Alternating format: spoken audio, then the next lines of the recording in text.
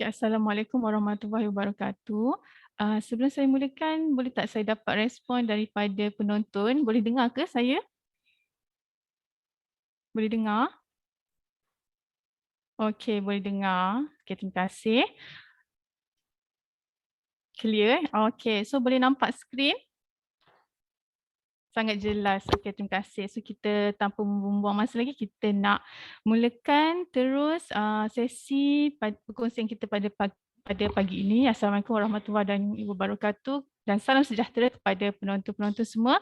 Tuan-tuan, puan-puan dan saudara-saudari yang sudi meluangkan masa bersama-sama dengan kita pada hari ini sempena program Virtual PSN Science Fest yang telah kita mulakan sejak hari Rabu hari itu. So, terima kasih kepada peserta yang setia bersama-sama kami sepanjang program yang kita dah mulakan sejak hari Rabu hari itu, dan pada yang pertama kali menyertai program Virtual PSN Science Fest untuk sesi pagi ini, terima kasih, dan anda jangan risau, masih lagi berpeluang untuk mengikuti pengisian yang terdahulu dengan melayari laman web laman sesawang program ini, iaitu www.psn.gov.my/virtualsciencefest, dan di laman web tersebut juga anda boleh mengetahui jadual-jadual untuk program-program akan datang dan mendaftar di link yang disediakan. Okey, tanpa membuang masa lagi, saya nak mulakanlah sesi kita pada pagi ini. Saya percaya ramai kalangan tuan-tuan dan puan-puan, terutama golongan dewasa yang menyertai program pada kali ini mesti dah vaksin kan? So semuanya sudah pun lengkap ataupun menerima suntikan vaksin. So anda pun sedia maklum yang kita punya sesi pagi ini iaitu vaksin COVID-19. Apa yang perlu kita tahu? So anda mesti nak tahu apa sebenarnya vaksin COVID-19 yang telah diberikan kepada anda, bagaimana vaksin COVID-19 ini bertindak, apakah itu antibody, antigen dan sebagainya. Dan di dalam sesi ini juga kita akan beri sedikit penerangan tentang apa itu dos penggalak yang akan diberikan dan juga sudah mula diberikan terutama kepada warga emas melalui program vaksinasi COVID-19.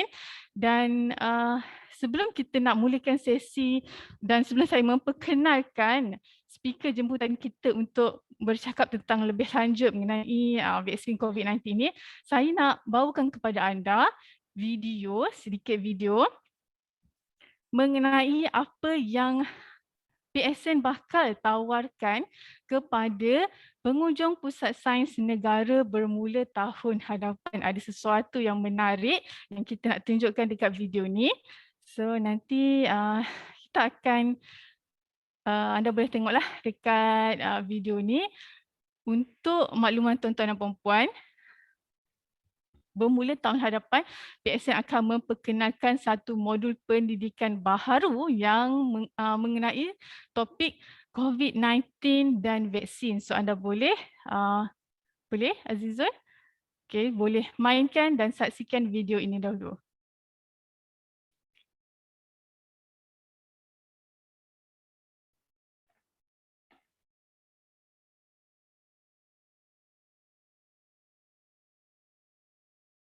Kita akan tunjukkan video mengenai bahan pameran baharu yang akan mula ditawarkan dalam program modul pendidikan PSN bermula tahun hadapan. So pengunjung yang melawat Pusat Sains Negara, terutamanya murid-murid sekolah, akan berpeluang menyertai program tempahan ataupun guru-guru juga boleh join aktiviti ini, di mana kami akan membawakan satu modul pendidikan baru mengenai COVID-19 dan vaksin. Anda boleh cuba aktiviti hands-on yang menariklah, interaktif mengenai COVID-19. Nak tahu apa itu virus yang menyebabkan COVID-19, apakah vaksin, apa perbezaan vaksin Sinovac, Pfizer ataupun vaksin yang anda dapat dengan vaksin-vaksin yang kawan-kawan anda dapat. So kita nak tahu lebih lanjut, kita akan boleh ketahui maklumat ni dengan melalui perbincangan dengan speaker dan juga dengan bahan pameran yang Pusat Sains Negara tawarkan nanti.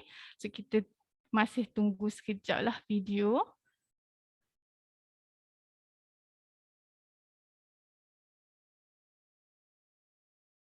Untuk maklumat anda, bahan pameran baharu ni juga akan diperkenalkan oleh speaker kita sebentar nanti dan beliau akan menerangkan beliau akan menerangkan sesi pengenalan ini melalui video. Okey, kita saksikan sekarang video tersebut.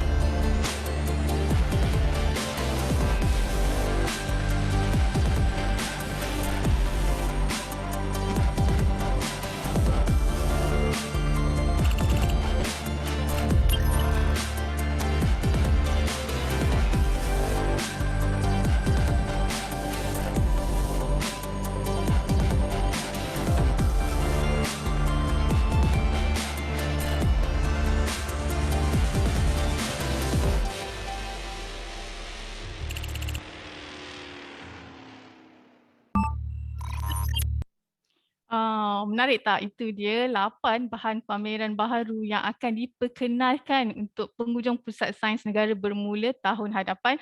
So untuk terutamanya adik-adik, murid-murid sekolah, boleh buat rombongan sekolah dengan cikgu-cikgu, request program tempahan sekolah di Pusat Sains Negara dan belajar mengenai lebih lanjut vaksin COVID-19 dan juga COVID-19 sendiri, macam mana virus, apa itu struktur virus, anatomi, apakah ujian diagnostik yang dijalankan untuk mengesan COVID-19, semuanya anda akan tahu melalui bahan pameran ini. Okey, tanpa saya berlengah masa lagi, saya akan memperkenalkan speaker panel jemputan kita pada pagi ini. Nah, speaker yang kita akan bersama-sama kita memberi pengisian tentang vaksin COVID-19, apa yang kita perlu tahu adalah Dr. Nurul Yuziana Muhammad Yusof. Beliau dari Kluster Kesihatan Persekitaran Jabatan Sains Bumi dan Alam Sekitar, Fakulti Sains dan Teknologi Universiti Kebangsaan Malaysia. Boleh tak saya tahu, ada tak warga-warga UKM yang turut serta hari ini? Kalau ada, boleh tunjukkan diri anda, chat di ruangan. Kalau tak ada tu saya assume memang tak ada lah.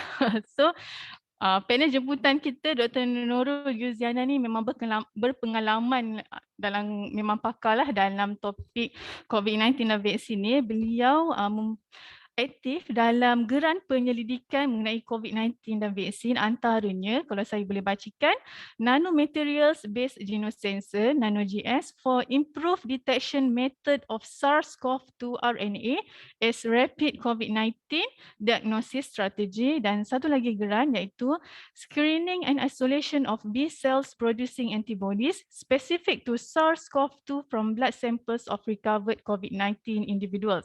Ini adalah antara penyelidikan lah yang doktor sedang jalankan, dan juga Dr. Nurul Yuzana juga aktif dalam menulis beberapa artikel seperti vaksin COVID-19, mengapa mRNA jadi pilihan Malaysia, yakini vaksin sedia ada, dan juga beliau juga ada beberapa kali menyampaikan webinar mengenai vaksin mengenai COVID-19, antaranya Insights of COVID-19 Vaksin dan isu semasa COVID-19 di Malaysia. Okey, baiklah, tanpa membuang masa lagi, saya akan mempersilakan Dr. Nurul Yuzana meneruskan sesi ini. Dipersilakan Doktor. Okey. Terima kasih Munira. Okey. Selamat pagi. Assalamualaikum dan selamat pagi. Okay, saya cuba share screen.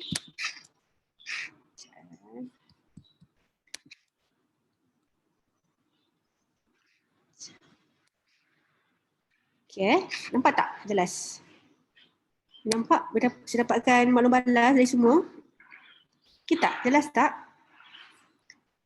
Okay. Okay.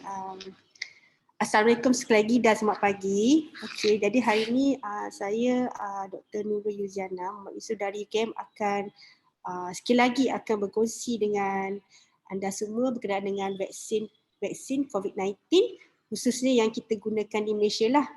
Jadi apa yang kita perlu tahu dari segi bila kita dapat vaksin tu, apa yang berlaku dalam tubuh kita, okay, dari segi kandungan dia, dan juga sedikit tentang keperluan dos vaksin yang diperlukan. Okay. Tapi itulah, sebelum tu saya harap semua dah divaksin kan. Okay. Dan saya rasa mungkin antara kita dah mula terima dos penggalak. Okay, saya sendiri menerima vaksin CoronaVac dari Sinovac Biotech China. Okay. Dan tak silap saya, kita ada satu lagi Sinopharm. Okay, kita ada, dan yang saya tahu kita ada Pfizer dan juga AstraZeneca. So yang saya sebut-sebut tu sebenarnya nama syarikat pengeluar vaksin. Untuk setiap vaksin ni dia ada nama dia. Okay, malah nama tu mungkin berbeza mengikut syarikat mana yang mengeluarkannya. Okay. Jadi sebelum saya pergi lebih lanjut, kita akan refresh balik apa yang dikatakan dengan COVID-19. Okay. Okay, apa itu COVID-19? Jadi COVID-19 adalah penyakit yang disebabkan oleh virus SARS-CoV-2. Okay, jadi ia bermula pada tahun 2019, sekitar November, Disember macam tu, di mana terdapat beberapa pesakit yang dikaitkan dengan pasar basah di Wuhan, di mana mereka ini datang dengan simptom simptom pernafasan yang teruk. Maksudnya mereka ada masalah paru-paru yang sangat teruk. Okay. Dan masa itu seperti kita tahu, China pernah berhadapan dengan situasi endemik SARS pada sekitar tahun 2002 macam tu. Jadi disebabkan oleh pengalaman mereka tu, mereka rasa pada masa itu simptomnya agak lebih kurang sama. Jadi dia, dan dikaitkan dengan pasar basah pula kan. Jadi dia masa tu pihak perubatan syak lah, ia merupakan SARS. Jadi mereka menggunakan kaedah diagnostik yang sedia ada untuk SARS untuk memeriksa pesakit tersebut lah. Jadi macam biasa dia ambil sampel swab daripada tekak. Dan pada masa sama mereka membuat penyiasatan lebih lanjut lah, menggunakan biopsi tisu paru-paru. Berdasarkan kaedah PCR, masa tu dah mula guna kaedah PCR, menggunakan penanda genetik untuk SARS-CoV, penyebab SARS, dapati memang positif. Dan masa tu kata ini adalah SARS. Walaupun masa tu mereka nampak gejalanya memang sama seperti SARS, cumanya agak sangat progresif ataupun cepat merebak. Jadi untuk lebih nak confirm lagi, mereka telah menjalankan analisis bawah mikroskop. Seperti kita tahu virus ni dia tak boleh nampak dengan mikroskop cahaya yang biasa, kan? Jadi kita perlukan mikroskop yang lebih khas, iaitu mikroskop elektron, di mana struktur dia memang sama dengan ciri-ciri keluarga virus corona. Kan corona bermaksud crown, kan dia macam mahkota gitu. Jadi masa tu sah, memang dia adalah SARS-CoV-2, penyebab SARS yang sama pada 2002. Tapi untuk lebih-lebih tepat, saintis ataupun pakar perubatan telah menjalankan ujian kandungan genetik. Di mana kita nak pastikan adakah ia merupakan varian yang sama. Jadi ujian kandungan genetik ni kita nak tengoklah dari segi kita panggil lebih tepatnya dia punya jujukan DNA. Apa saintis buat? Dia akan pecahkan virus tersebut untuk mengeluarkan kandungan RNA. Jadi untuk pengetahuan semua, kita ada dua kan jenis asid nukleik, RNA dan DNA. Virus pun ada dua, satu virus RNA, satu virus DNA. Jadi coronavirus adalah sejenis virus RNA. Ini untuk perkongsian lah. Selalunya lah virus RNA ni dikaitkan dengan virus yang senang nak menjangkiti. Contohnya virus denggi, Ebola. Kebanyakannya virus RNA merupakan virus dikaitkan dengan virus yang senang menjangkiti. Manakala virus jenis DNA, virus DNA macam contohnya macam hepatitis, herpes, ia biasanya virus DNA virus ni virus jenis DNA ini biasanya dikaitkan dengan virus-virus yang boleh menyebabkan kanser pada manusia. Itu sedikit pengenalan lah tentang jenis virus RNA dengan DNA. Jadi virus coronavirus ni adalah jenis virus RNA. Jadi secara teknikalnya lah, saya tak tahu secara detail lah kan. Kita perlu tukar RNA ni kepada DNA dan seterusnya kita baca dia punya kandungan genetik. Yang ada 4 base kan, A, C, T, G. Semua benda hidup di dunia ni ada kandungan genetik, termasuk kita. Dan kandungan genetik ni penting untuk menghasilkan protein-protein untuk fungsi hidup. Sama dengan virus ni juga. Jadi daripada analisis DNA itu, saintis dapati antara SARS-CoV yang menyebabkan SARS pada tahun 2002 tu, dengan coronavirus yang baru ni, tahun 2019 ni, dia punya kandungan genetik dia sedikit berbeza. Sebenarnya kalau ikutkan, kalau kita lah sebagai molecular biologist, sebenarnya perbezaan ni tak sikit, banyak. 20%, 20%. Terutamanya di bahagian spike. Jadi masa ni saintis berpendapat ini merupakan sejenis virus coronavirus yang hampir yang mungkin berevolusi berasal dari SARS-CoV-2 yang pernah berlaku berapa tahun lepas? 2002. Berapa tahun lepas dekat 20 tahun lebih kurang kan? Lama dulu. Jadi masa itulah dia namakan, kita namakan dia 2019 nCoV-2. N bermaksud novel. Pada masa tu. Setelah mereka menyelidik dengan lebih lanjut, mereka mengambil keputusan untuk namakan dia sebagai SARS-CoV-2. Maknanya SARS-CoV version 2.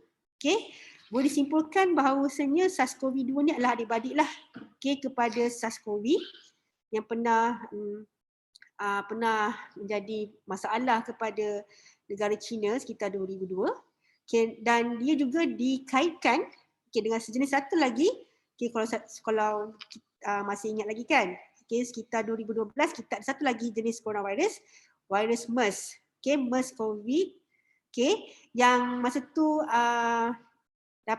dapat banyak di Asia Barat. Jadi seperti yang kita pun sedia maklum, mereka kaitkan coronavirus ni daripada ditransmisi daripada berasal daripada kelawar, yang ditransmisikan melalui haiwan mamalia.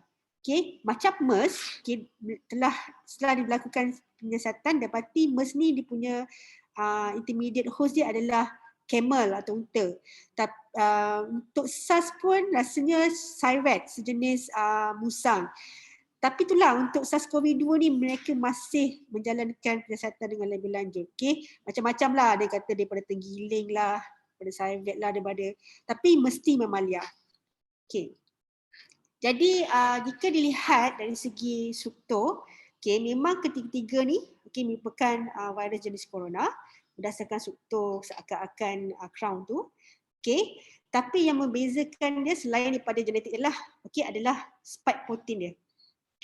Spike protein dia merupakan kunci utama bagi virus coronavirus ni untuk memasuki sel host. Macam kita manusia kan, betul host manusia lah. okey, ataupun sel haiwan mamalia yang lain. Jadi jika diperhatikan, kita tengok ketiga ni kan. Okey, MERS paling lain. Okey, dia sepupu diorang kan. Okey, MERS paling lain.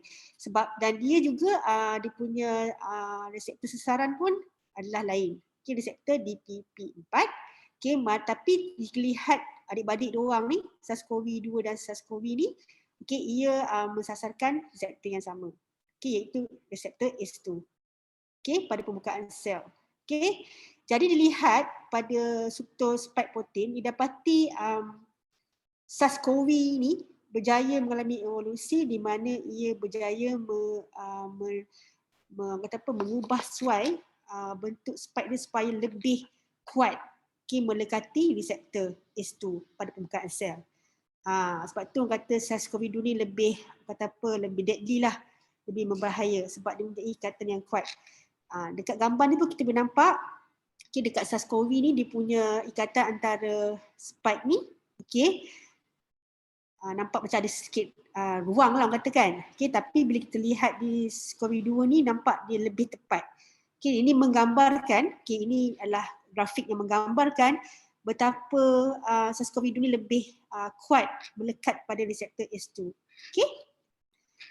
Jadi itulah masalahnya dengan COVID-19 ni yang tak habis-habis sekarang ni kan. Okay. Jadi saya nak recap balik. Okay. Seperti kita tahu penyakit SARS melanda China. Okay. Pada 2002-2003, sekitar setahun, 2 tahun juga. Tapi kalau kita tengok negara yang terkesan kurang banyak lah. Okay. Walaupun kadar kematian dia agak tinggi. Okay. Dan jika diperhatikan sekarang ni kita masih lagilah menghadap kes COVID sampai sekarang. Okay, dan jika lihat ni saya tengok rekod sampai 11 November. Okay, walaupun kadar kematian kalau mengikut persen lah masih rendah lah berbanding dengan SARS, tapi kena ingat negara yang dijangkiti oleh SARS ni ataupun terkesan dengan SARS, dengan COVID-19 ni sangat-sangat banyak.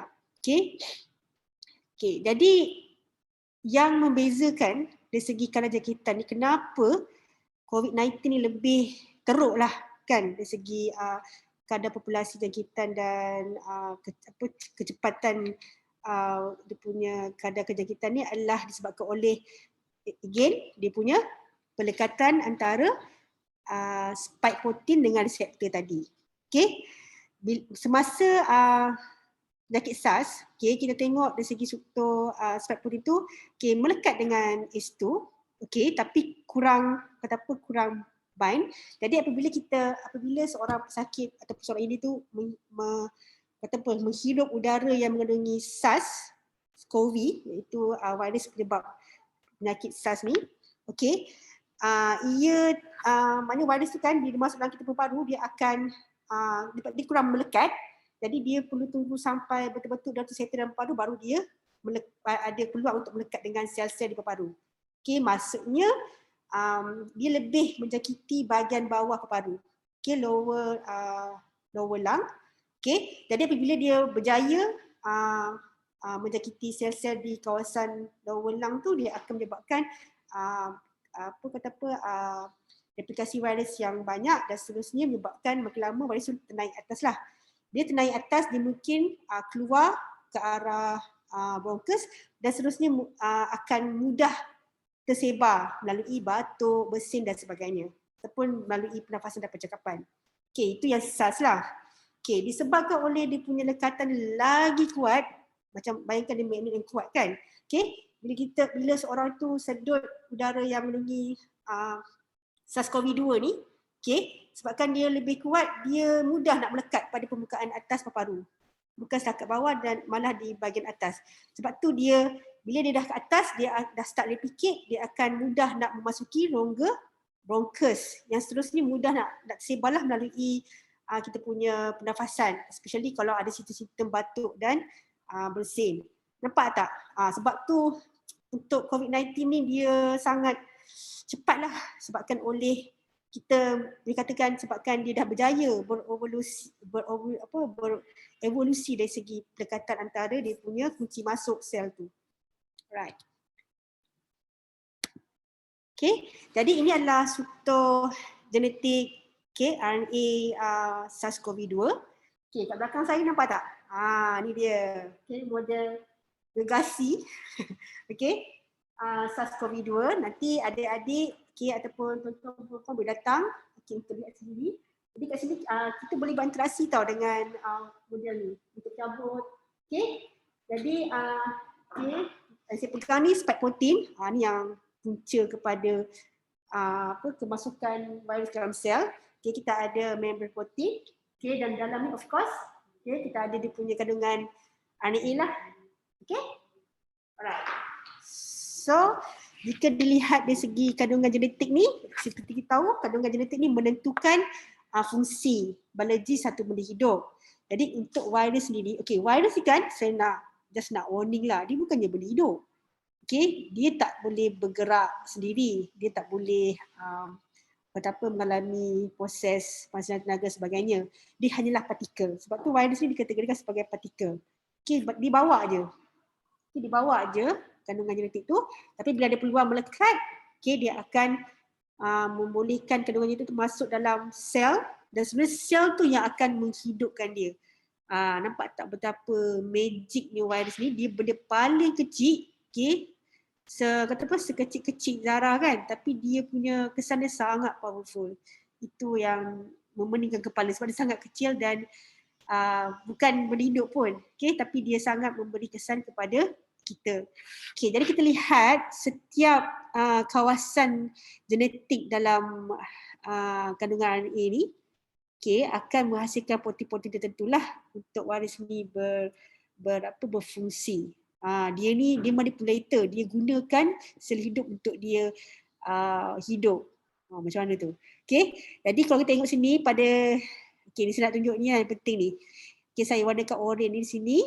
Ia merujuk kepada kawasan yang menghasilkan spike protein. Nah, kita ada kawasan yang menghasilkan envelope, envelope virus, untuk melindungi virus daripada kandungan genetik virus daripada persekitaran luar. Dan kita ada membran protein yang membantu kemasukan virus juga ke dalam sel. Dan kita ada nuclear capsid yang melindungi kandungan RNA, kat sini RNA lah, RNA virus kan, daripada terkesan dengan enzim dalam sel nanti. Nampak tak? Simple je tapi quite powerful lah si SARS-CoV-2 ni. Alright. Jadi kita dah tahu sedikit tentang apa itu virus SARS-CoV-2. Jadi kita nak faham apa yang berlaku kalau dia masuk dalam badan kita. We are talking about the virus itself masuk dalam badan kita secara tak sengaja lah kan, sakit. Kita sakit, kita dijangkiti virus SARS-CoV-2 ataupun kita kena COVID-19. Jadi seperti kita tahu, virus SARS-CoV-2 ni dia ada spike protein yang akan melekat secara spesifik kepada reseptor S2 yang banyak terdapat, unfortunately banyak terdapat di sel pembukaan sel-sel di paru, sel alveolar. Jadi apa jadi? Dia macam kunci lah. Bila masuk dalam kunci tu dia terus boleh buka. Dia boleh buka macam masuk dalam sel. Bila virus dapat masuk dalam sel, dia akan mengeluarkan bahan genetik dia dan seterusnya akan menggunakan peralatan untuk menghasilkan protein oleh sel manusia tadi untuk menghasilkan lebih banyak partikel virus. Itulah dia. Jadi kita virus ni setelah dia bereplikasi dalam bilangan yang cukup banyak, seterusnya dia akan pecahkan sel. Tujuan dia satu je, untuk menjangkiti lebih banyak sel. Itu je tujuan hidup virus ni. Bukan hidup pula, tujuan objektif virus ni, misi dia untuk menjadi lebih banyak. Replicate lagi banyak, Jadi bila dia pecah, bayangkan virus ni terus akan attack sel-sel yang bersebelahan atau berdekatan. Jadi, tapi itulah, kita kena faham, kita punya badan ni sangat efisien, sangat cekap sebenarnya. Jadi sepatutnya semasa berlakunya kemasukan virus, sepatutnya sel ni telah sepatutnya boleh mengesan perbezaan dalam sel dan seterusnya menghantar isyarat kepada sistem imun dan sel-sel yang bersebelahan. Sama ada itu ataupun apabila sel mengalami keadaan lysis atau pecah. Okay? Alright. Tapi itulah saya nak kongsi sikit hasil daripada siasatan saintis, okay, virologi dapati, okay, this is quite tricky. Virus SARS-CoV-2 ni dia mempunyai kata keupayaan untuk turn off switch isyarat kecemasan. Okay, ni masalah antara satu masalah kenapa virus ni sangat sukar diubati dan sangat cepat menjangkiti dan menyebabkan kesan penyakit yang teruk dan kematian seterusnya. Okey, jadi apa yang berlaku setelah virus baru ni atau partikel virus baru ni keluar daripada sel, dia akan terus attack sel-sel yang mempunyai ACE2 reseptor yang lain. Okey? Dan kita boleh bayangkan keadaan tu sangat kecoh lah, orang kata havoc. Okey, sel pecah, lepas tu jadi mulalah berlaku proses kita panggil inflamasi. Inflamasi lah proses keradangan. Okey, di mana sebenarnya ia baguslah, ia merupakan satu mekanisme pertahanan tubuh kita, okay, untuk melawan virus ini. Okay. Tapi itulah yang menjadi masalah apabila berlakunya inflamasi yang sangat aktif ataupun sangat banyak, ia sedikit sebanyak menyebabkan kesan sakit kepada kita lah. Okay, sebab contohnya paru-paru kita tak boleh basah tau. Paru-paru kita perlu tidak terlalu basah. Kalau basah nanti dia akan menyebabkan pertukaran oksigen sukar berlaku. Jadi bayangkan bila berlaku inflamasi, okey, salur darah akan kembang supaya darah lebih banyak datang ke kawasan yang mengalami jangkitan. Okey, sebab apa? Tujuan dia untuk melawan virus ni. Tapi masalahnya, okey, darah dan juga benda alir air akan menyebabkan paru-paru tu berair. Okey, that's one thing about COVID-19, pathogenesis dia ataupun kejadian penyakit COVID-19 ni dia disebabkan oleh kita panggil cytokine storm. Okay? Ataupun kita panggil ribut cytokine. Okay, cytokine ni adalah molekul yang dihasilkan oleh sel. Okay? Sel ni dia tak macam kita, ada mata, telinga, okay, boleh cakap, boleh panggil. Jadi untuk berinteraksi antara sel dengan sel, dia perlu menghasilkan kita panggil cytokine. Cytokine itu bahan kimia yang dihasilkan untuk memberi isyarat kepada sel-sel lain. Jadi dalam kes ni, isyarat dilepaskan untuk memanggil sel-sel imun untuk tolong hapuskan virus ni. Tapi itulah, pada masa sama kita juga boleh sakit. Okay, itu yang memeningkan kepala saintis dengan pakar perubatan lah. Okay, sebab cara terbaik adalah untuk kita menahan inflammation, tapi bersama kita perlukan sistem imun kita untuk melawan virus. Alright, so saya nak memperkenalkan hero-hero dalam sistem pertahanan tubuh kita ni. Okay. Sebenarnya sistem imun ni, okay, ataupun sistem pertahanan tubuh ni sangat complicated. Sangat kompleks. Okay, siapa-siapa mungkin ada pelajar kat sini kan yang pernah mengikuti kelas imunologi, banyak dia punya tapak jalan, banyak sel-sel, banyaklah dia punya satukan memang pening kepala sikit. Okay, tapi itulah saya cuba sedaya upaya untuk memudahkan pemahaman semua bagaimana sel-sel ni terlibat dalam jangkitan virus, terutamanya virus COVID-19 lah. Okay, so saya kenalkan kat sini kita ada sel dendritik. Okay, sel dendritik ni juga merupakan dia adalah sel macrophage dalam blood. Kita ada macrophage kan, sel yang paling besar tu. Okay, mononuclear cell tu. Okay, macrophage dan darah dia macrophage, tapi bila dia dihantar, bila dia berada di sel-sel, dia akan mengalami spesifikasi sebagai sel dendritik. Jadi bayangkan kalau adik-adik atau perempuan Google dendritic cell, tengok video, cari video, tengok macam mana sel dendritik ni dia bergerak. Dia macam polis lah, macam polis meronda. Okay, saya panggil dia encik polis. Sebab kerja dia meronda, jumpa je benda pelik, jumpa je benda asing, dia akan tangkap. Okay, gitu. Okay, dan kita ada ketua polis, okay, chief, okay, Celti CD4+. Okay, CD4 ni, okay, secara spesifik lah, dia merujuk kepada molekul pada permukaan sel. Okay, jadi untuk sel CD4 ni, okay, plus ataupun kalau dalam imunologi kita panggil sel T cytotox. This is sel T helper. Okay, sel T pembantu. Tapi kat sini saya gambarkan sebagai ketua polis lah. Kenapa nanti cerita. Okay, kita ada sel T CD8, kita ada CD4, CD8. Okay, cytotoxicity, cytotoxic sel T. Okay, dia ni memang dia kerja dia membunuh.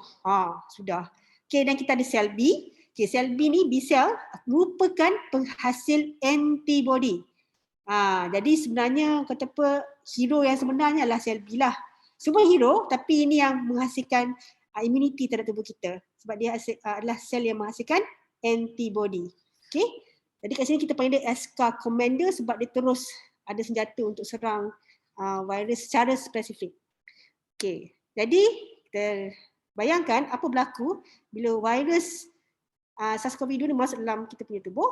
Okay. Pada masa sama ada virus-virus yang dilepaskan oleh sel kan sebab sel pecah kan.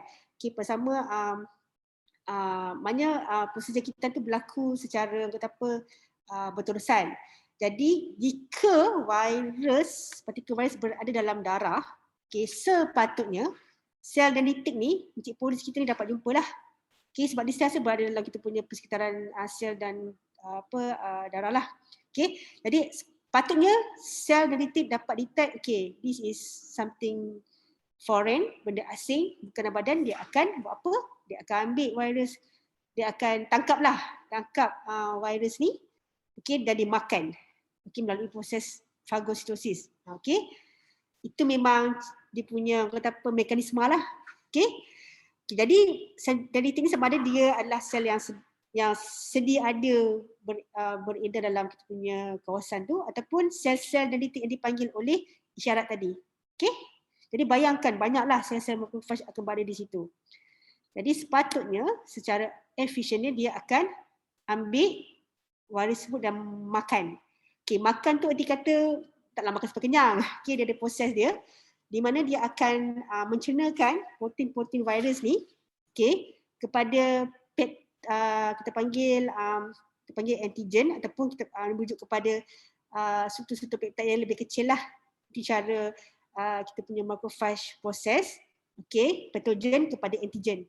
Okay, antigen adalah bahan yang akan menghasilkan tidak balas spesifik lah. Okay, alright. Jadi kat sini, okay, bayangkan virus yang sekelepuk besar tu, okay, dipotong-potong-potong-potong. So nampak tak ada bahagian yang spike protein, ada bahagian membrane protein, ada bahagian envelope yang telah dipotong-potong kecil. Jadi apa macrophage ni buat? Okay, memang kita panggil proses tu proses persembahan antigen. Dia akan mempersembahkan antigen, okay, peptid daripada virus tadi kat permukaan sel dia. Okay? Right, this is cool. Okay, apa dia buat? Okay, dia akan report antigen ni kepada polis ni. Ni chip ni, ketua polis ni. Okay, nampak tak? Jadi sel ni dia tak nampak, tak dengar kan. Jadi cara dia berinteraksi melalui syarat-syarat yang sebeginilah, melalui reseptor-reseptor. Jadi dia akan report, jadi sel TCD4 helper, sebab tu panggil helper. Okay, sebab dia akan bantu untuk sel B yang kemudiannya menghasilkan antibody yang spesifik. Okay, jadi bayangkan setiap antigen yang dipotong kecil-kecil daripada virus tadi, okay, akan dipersembahkan pada banyak ketua polis.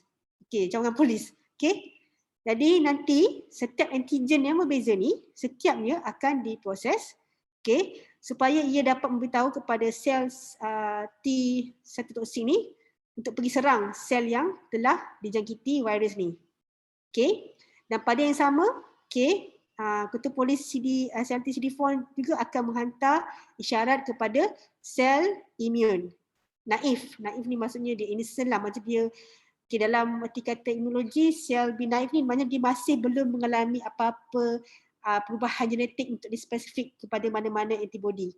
Okay, ataupun masih antibody kepada spesifik kepada mana antigen. Dia naif lah, dia masih innocent kata. Okay, dia masih kata apa zero lah memory dia. Saya cakap. Okay, jadi bayangkan setiap antigen ni. Okay, ni yang orange ni spike protein. Okay, yang biru ni membrane protein contoh Ini adalah sebahagian daripada nucleocapsid. So setiap ni akan ada dia punya pasukan dia. Pasukan sel imun yang akhirnya akan menyebabkan B sel ni akan menghasilkan memory. Okay, memory terhadap setiap jenis antigen yang diorang terima lah. Okay, nampak tak? So kita ada masing-masing, kita ada spike protein punya B cell memory, okay, kita ada membrane protein. Ni contohlah saya tunjuk kat sini. Kita ada nucleocapsid. So kalau tengok setiap maknanya setiap B cell memory ni akan menghasilkan antibody yang spesifik kepada antigen tu. Kalau spike protein. Kalau member protein. Kalau nucleic acid, begitulah sebenarnya. Okay? Jadi kalau nak katakan bagaimana caranya, itulah kata apa kejadian ni kan, bagaimana sel B naif ni menjadi sel B memory, ia melibatkan perubahan genetik lah berlaku di dalam sel B tu untuk dia ingat, okay, dan membentuk struktur antibody supaya match dengan antigen yang disembahkan tadi. Okay, boleh? Boleh?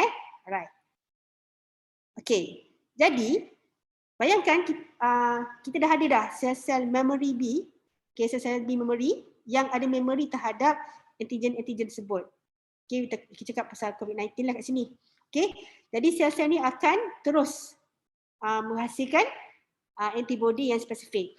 Jadi kalau kita tengok di sini, okay, antibody yang spesifik terhadap spike protein akan betul-betul mensasarkan spike protein pada permukaan virus tadi. Dan begitulah yang lainnya. Okay, cumanya kita tahu, okay, kunci utama virus ni untuk masuk sel adalah pada spike protein untuk dia melekat pada reseptor ACE2. Jadi bayangkan kalau antibody tu dah melekat pada spike protein tu, dia akan block. Jadi kunci tu tak boleh nak masuk dalam, ataupun kunci tu tak boleh nak lekat dengan reseptor tadi. Okay, jadi ia akan menyukarkan, malah menggagalkan, okay, usaha virus tu untuk masuk dalam sel. Jadi dia berjaya dineutralkan. Sebab tu apa-apa antibody yang berjaya meneutralkan virus, maknanya dia tak boleh buat apa-apa dalam badan kita, dipanggil antibody peneutralan. Okay, jadi spike protein merupakan antara antibody peneutralan yang sangat-sangat berkesan lah.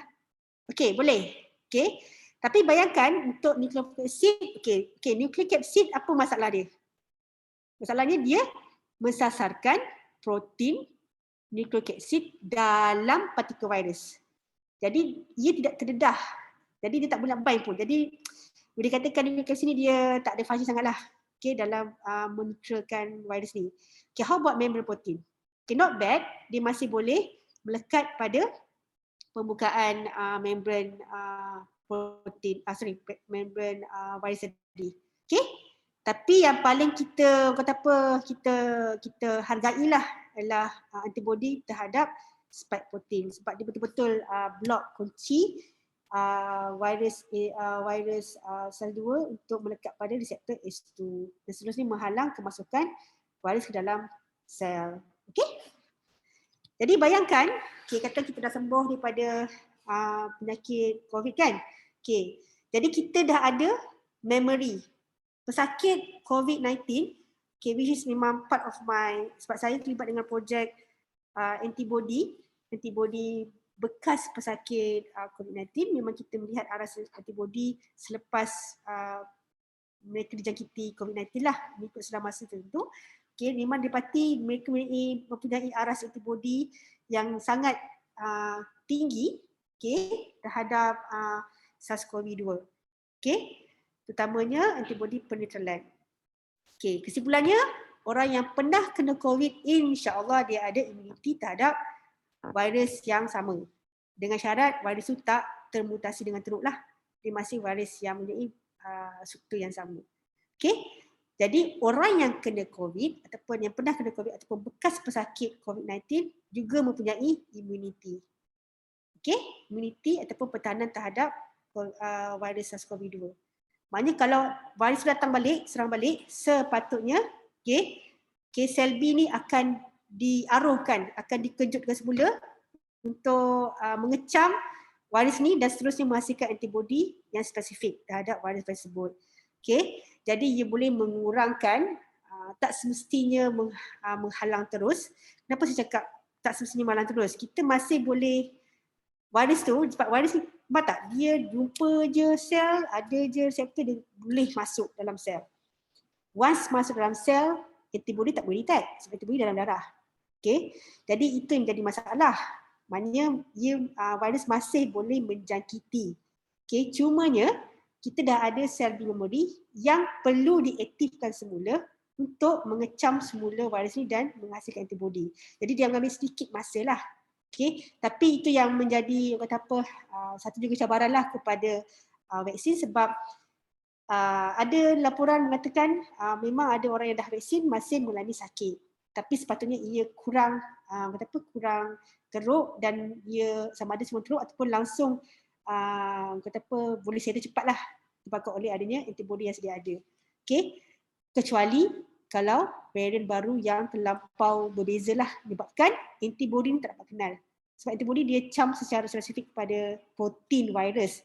Kalau protein itu telah mengalami mutasi yang menyebabkan perubahan genetik dan sebenarnya mengubah struktur protein, dia tidak boleh cam dah virus tersebut. Okey, itu tadi. Okey, tadi kita cakap pasal natural kejadian kemasukan virus secara betul tak sengaja lah. Okay, kita kena sakit penyakit COVID. Okay, dan kita tahu ada orang dia kena jangkit dengan virus ni dia tak sakit pun. Dia tidak mengalami simptom.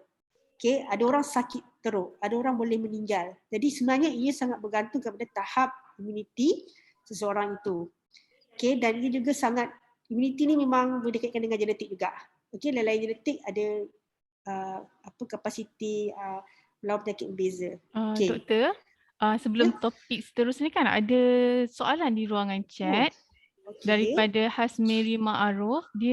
Soalan dia, bekas pesakit COVID perlu vaksin tak? Sebab dah ada imun. Okey, soalan tu pernah juga saya dapat daripada kawan yang dah pernah kena COVID. Dia kata perlu tak kita vaksin?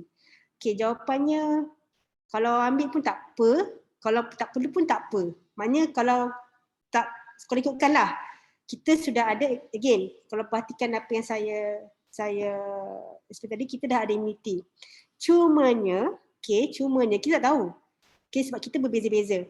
Okay, mungkin ada orang dan tahap kekuatan ataupun ini tu bergantung kepada tahap infeksi. Okay, viral load, banyak faktor lah. Even faktor genetik. Okay, sebab kita, faham tak, ada orang virus yang sama tapi dia sakit teruk, tapi seorang tu dia sakit tak teruk ataupun dia tak sakit langsung. Nampak tak? Tahap ini beza-beza. Jadi kita tak nak, jadi saya pasanglah sistem kesihatan secara globalnya, dia tak nak macam susah nanti. Contohnya sebelum nak tahu you boleh kena VAX ke tak, kita kena tengok ada antibody ke tak. Jadi bayangkan kita kena check seorang-seorang. Dan kena ingat, antibody terhadap patogen akan berkurang dengan masa. Protein antibody akan memang berkurang dengan masa dalam darah kita. So bayangkan, dia sebenarnya dah ada imuniti, tapi antibody dia mungkin dah tak ada. So antibody tu tak dapat detect lagi. Doesn't mean dia tak pernah kena. Tapi sebabkan dia punya antibody dah tak ada. Ingat, okay, sebab yang akan hasilkan antibody untuk infeksi kata adalah memory B cell. Okay, jadi sukar untuk kita nak tahu, okey, orang ni kalau dia kena COVID pun dia tak antibody yang mencukupi ataupun dia tak antibody yang baik. Jadi cara yang paling senang adalah kita wajibkan semualah. Dan kena ingat, vaksin pun dikira macam booster lah kepada mereka yang pernah ada immunity terhadap COVID-19 ni. Okey? Satu lagi, macam mana cakap? Kalau tiba-tibalah kita akan menghadapi varian baru, okay, di mana varian ini sangat berbeza dengan virus yang lama, mungkin pihak-pihak pharmaceutical menghasilkan vaksin yang baru, jadi kita perlu update lah, kita perlu ambil juga supaya kita pernah terdedah dengan virus yang lama, okay, bukan varian baru. Tapi senang kita perlu ambil lah. Okay, sebab kita tahu tahap hasilan antibody kita ni cukup ke tak, okey ke tak, bagus ke tak. Sebenarnya banyak faktor lah which is very difficult to really ditentukan secara individu. Sebab kita ramai satu dunia kan. Dan ini juga adalah untuk memudahkan sistem sistem kita panggil apa? Sistem penentuan dos, okay, membolehkan akses. Sekarang ni kita nak make sure semua orang divaksin, jadi ini jadi kita wajibkan semualah untuk mendapat vaksin. Okey. Tapi itulah kalau orang tanya what happened, okay, sama je sebab kita pernah terdedah dengan antigen yang sama. Lepas tu saya nak akan kongsikan juga apa jadi kepada badan tubuh kita bila kita diberikan vaksin. Actually the same thing. We're going to get the same immunity atau proses. Okay? Alright, bisa teruskan? Okay. Jelas tak? Jawab soalan tak? Jawab. Boleh. Faham. Alright. Okay. So, apa jadi kalau kita diberikan virus tu secara sengaja? Atau nak dikata kita diberi vaksin lah. Okay. So insyaAllah saya akan cover 3 jenis vaksin yang ada kat Malaysia, yang diterima di Malaysia, populasi di Malaysia, iaitu Pfizer, vaksin brand Pfizer, AZ dan juga Sinovac. Okay. So, first of all, you have to know what is vaksin. So, apa tu vaksin? Okay, vaksin merupakan sebahagian, okay, atau sebahagian mungkin dia merupakan bahagian-bahagian tertentu daripada virus. Okay, this is a new strategy ataupun keseluruhan. Ni kata apa, klasik strategi lah. Kita bagi the whole pathogen supaya tubuh kita kenal semua bahagian pathogen ni. Okay, tapi dengan teknologi sekarang, people go for certain part, okay, in order to reduce the complication lah. Okay, seperti yang kita terima untuk Pfizer dan AZ sebenarnya. Okay, saya terangkan. Okay, jadi bayangkan dia adalah sebahagian atau keseluruhan pathogen. Okay, dalam arti kata COVID-19 ni virus lah sendiri, okay, yang dimasukkan dalam tubuh kita secara sengaja. Okay, di mana untuk menghasilkan kesan immunity. Okay, kita refresh balik apa jadi kat tubuh kita bila virus masuk. So almost the same thing happen. Okay, tubuh kita akan proses virus keseluruhan ataupun sebahagian daripada virus itu sebagai antigen yang akan diproses untuk proses immunity. Hasilan memory B cell untuk menghasilkan antibody yang spesifik. Okay? Okay, saya nak kongsi sikit. Okay, so jika dilihat dari segi jangka masa pelaksanaan vaksin ni memang jika dibandingkan dengan vaksin-vaksin dulu, okay, memang lain lah. Okay, untuk vaksin COVID-19 ni memang dia cepat sangat. Okay, dia punya kata apa, time sampai di market tu sangat cepat. Okay, satu, memang kita pihak authority kesihatan di dunia, WHO memang dia announce COVID-19 sebagai world emergency. So whatever yang diusahakan kita cepatkan dan kita pemudahkanlah proses dia. Okay. Satu lagi dari segi kejayaan vaksin COVID-19 ni insya-Allah adalah disebabkan oleh pengalaman lepas. Okay, tanpa SARS yang pernah melanda China pada 2002-2003, mungkin kita susah nak lawan COVID-19 ni. So ada hikmah jugalah China kena SARS dulu. Okay. And then nak tak nak kita kena credit to the scientist sebabkan perkembangan teknologi yang sangat pesat. Okay, terutamanya dari segi teknologi mRNA. Sebab teknologi mRNA sebenarnya lama dah dibangunkan, tapi lebih kepada macam penyakit-penyakit lain, dan juga ia juga merupakan satu strategi yang cuba dibangunkan oleh saintis untuk penyakit kanser. Okay, jadi maksudnya saintis dah lama dah. Okay, cuma that's the convenient about this technology, sebab mRNA itu adalah sebab dia adalah merupakan jujukan RNA atau DNA ataupun sebahagian genetic material yang boleh ditukar-tukar. Maksudnya we have the same, kita ada kita punya vehicle, kita boleh tukar-tukar je jenis apa mRNA ataupun genetic code yang kita nak. Okay, that's the ideal of this teknologi lah. And of course, satu dunia hadapi COVID-19 ni, bayangkan how bad, how devastating the economy, okay, social. So jadi banyak pihak, misalnya pihak yang kaya-kaya kan, okay, betapa businessman dunia ni nak benda ni settle secepat mungkin. Jadi mereka banyak menyumbang dana lah untuk pembangunan vaksin sebenarnya. Okay. Alright, jadi okay, yang ni nanti kalau berminat boleh boleh Google COVID tracker, vaksin tracker, okay, track vaksin, di mana kita boleh tahu secara terkini berapa banyak vaksin yang telah berjaya dihasilkan dan sedang dibangunkan. Saya perasan masa saya update maklumat kat sini, dia makin lama makin kurang tau. Maknanya kan saya tengok bilangan vaksin yang approve sama 4, tapi dari segi bilangan vaksin yang Yang dibangun tu makin lama makin kurang. Agaknya kenapa? Okay, saya dan saya tengok dia makin lama banyak vaksin yang telah kata apa dihentikan. So ini adalah research. Okay, jadi mungkin ada beberapa vaksin yang tidak begitu kata apa berjaya lah dihasilkan sehingga peringkat klinikal. Ini biasalah dalam kajian vaksin. Okay, tapi boleh saya katakan setakat ni bandingan pertengahan tahun itu memang 24 lah je yang telah diluluskan. Okay, jadi saya rasa semua pihak ingin fokus terhadap penghasilan atau production of this vaccine untuk dibukakan kepada negara yang memerlukan. Jadi kat Malaysia ni, okay, setakat ni kita ada 7 vaksin yang diluluskan oleh Kementerian Kesihatan, oleh pihak NPRA. So apa-apa urusan berkaitan dengan kelulusan ubat-ubatan, okay, diuruskan oleh NPRA lah, okay, National Pharmaceutical Regulatory Authority. Okay, di mana setakat ni kita 7 vaksin, kita ada Moderna, Pfizer, okay, CanSino, Sinovac, Johnson & Johnson, Oxford dan Sinopharm. Tapi tak silap saya yang kita dah sedia pakai Pfizer, okay, mRNA vaksin Pfizer, lepas tu Sinovac, AstraZeneca, dan baru ni saya dengar Sinopharm, is it? Ya, Sinopharm. Okay.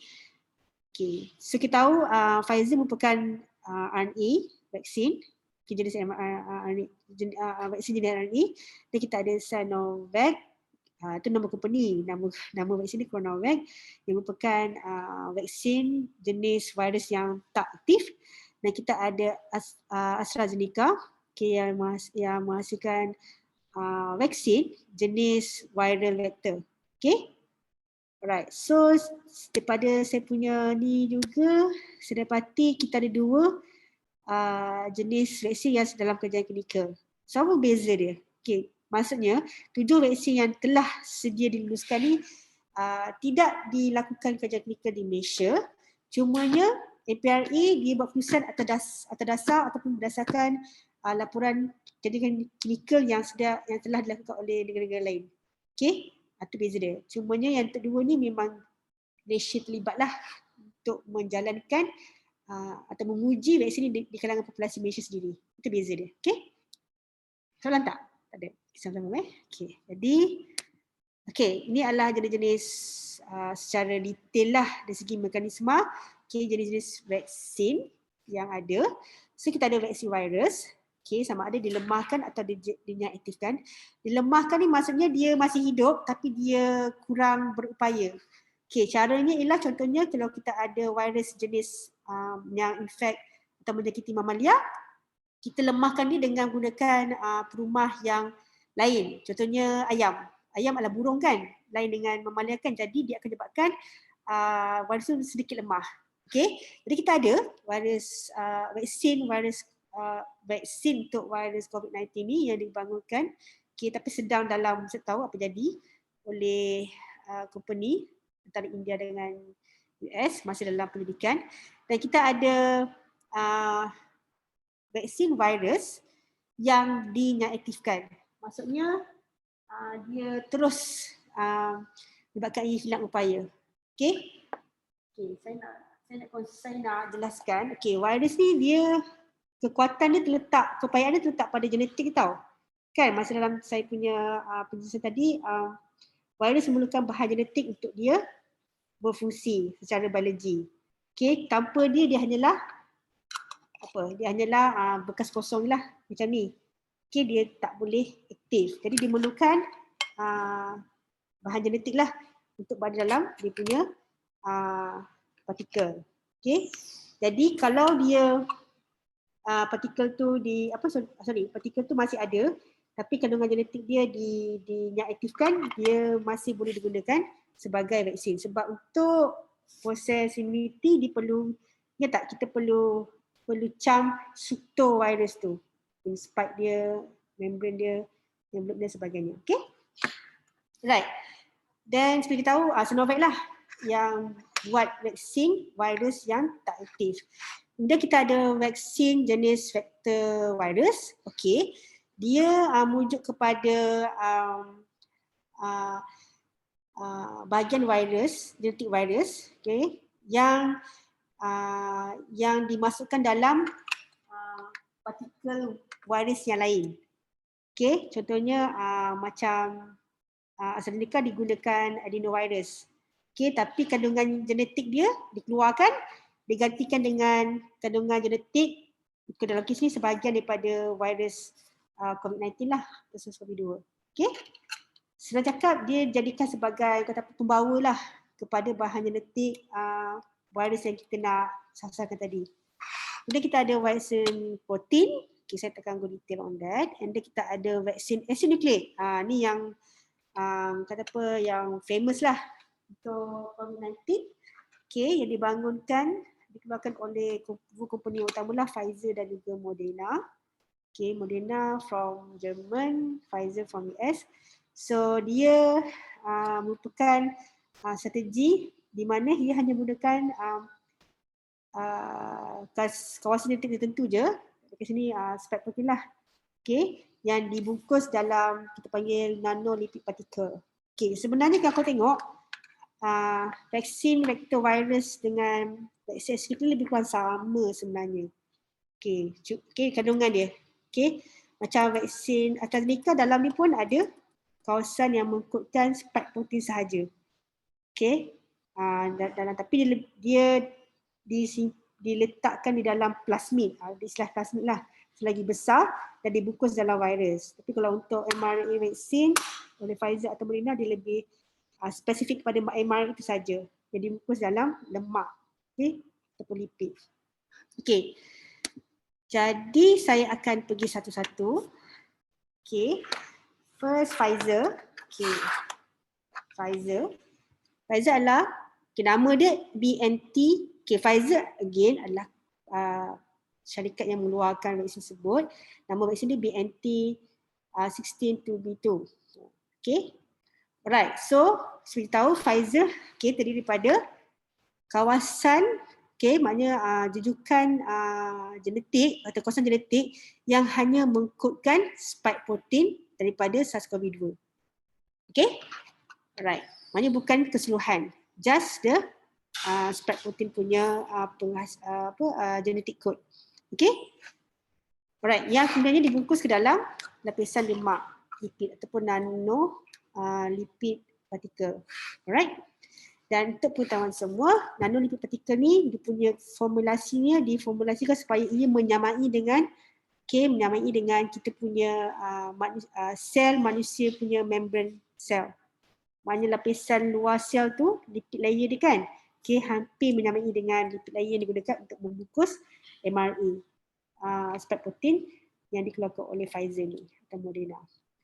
Alright, jadi apa jadi bila kita disuntik dengan vaksin daripada Pfizer ni, iaitu daripada partikel lipid yang ada mRNA banyak ambil, okay, disebabkan oleh komposisi NLP, vaksin ni dimudahkan vaksin ni dihantar ke dalam sel. Okay, menyebabkan ia senang di-fuse dengan membran sel. Okay, apabila kita suntik, kawasan sel itu senang nak menerima partikel lipid ni yang mengandungi mRNA spike protein virus. Okay, bila sampai dalam sel, mRNA ni memang telah direka, okay, direka supaya ia boleh terus diproses oleh sel. Okay, melalui elemen-elemen tertentu lah. So it's not that straightforward juga lah sebenarnya. Okay, jadi dalam sel ia akan menghasilkan protein-protein spike virus tersebut. Dia buat macam buat part lah. Dia buat part, okay, komponen spike virus tersebut yang kemudian akan dikeluarkan oleh sel.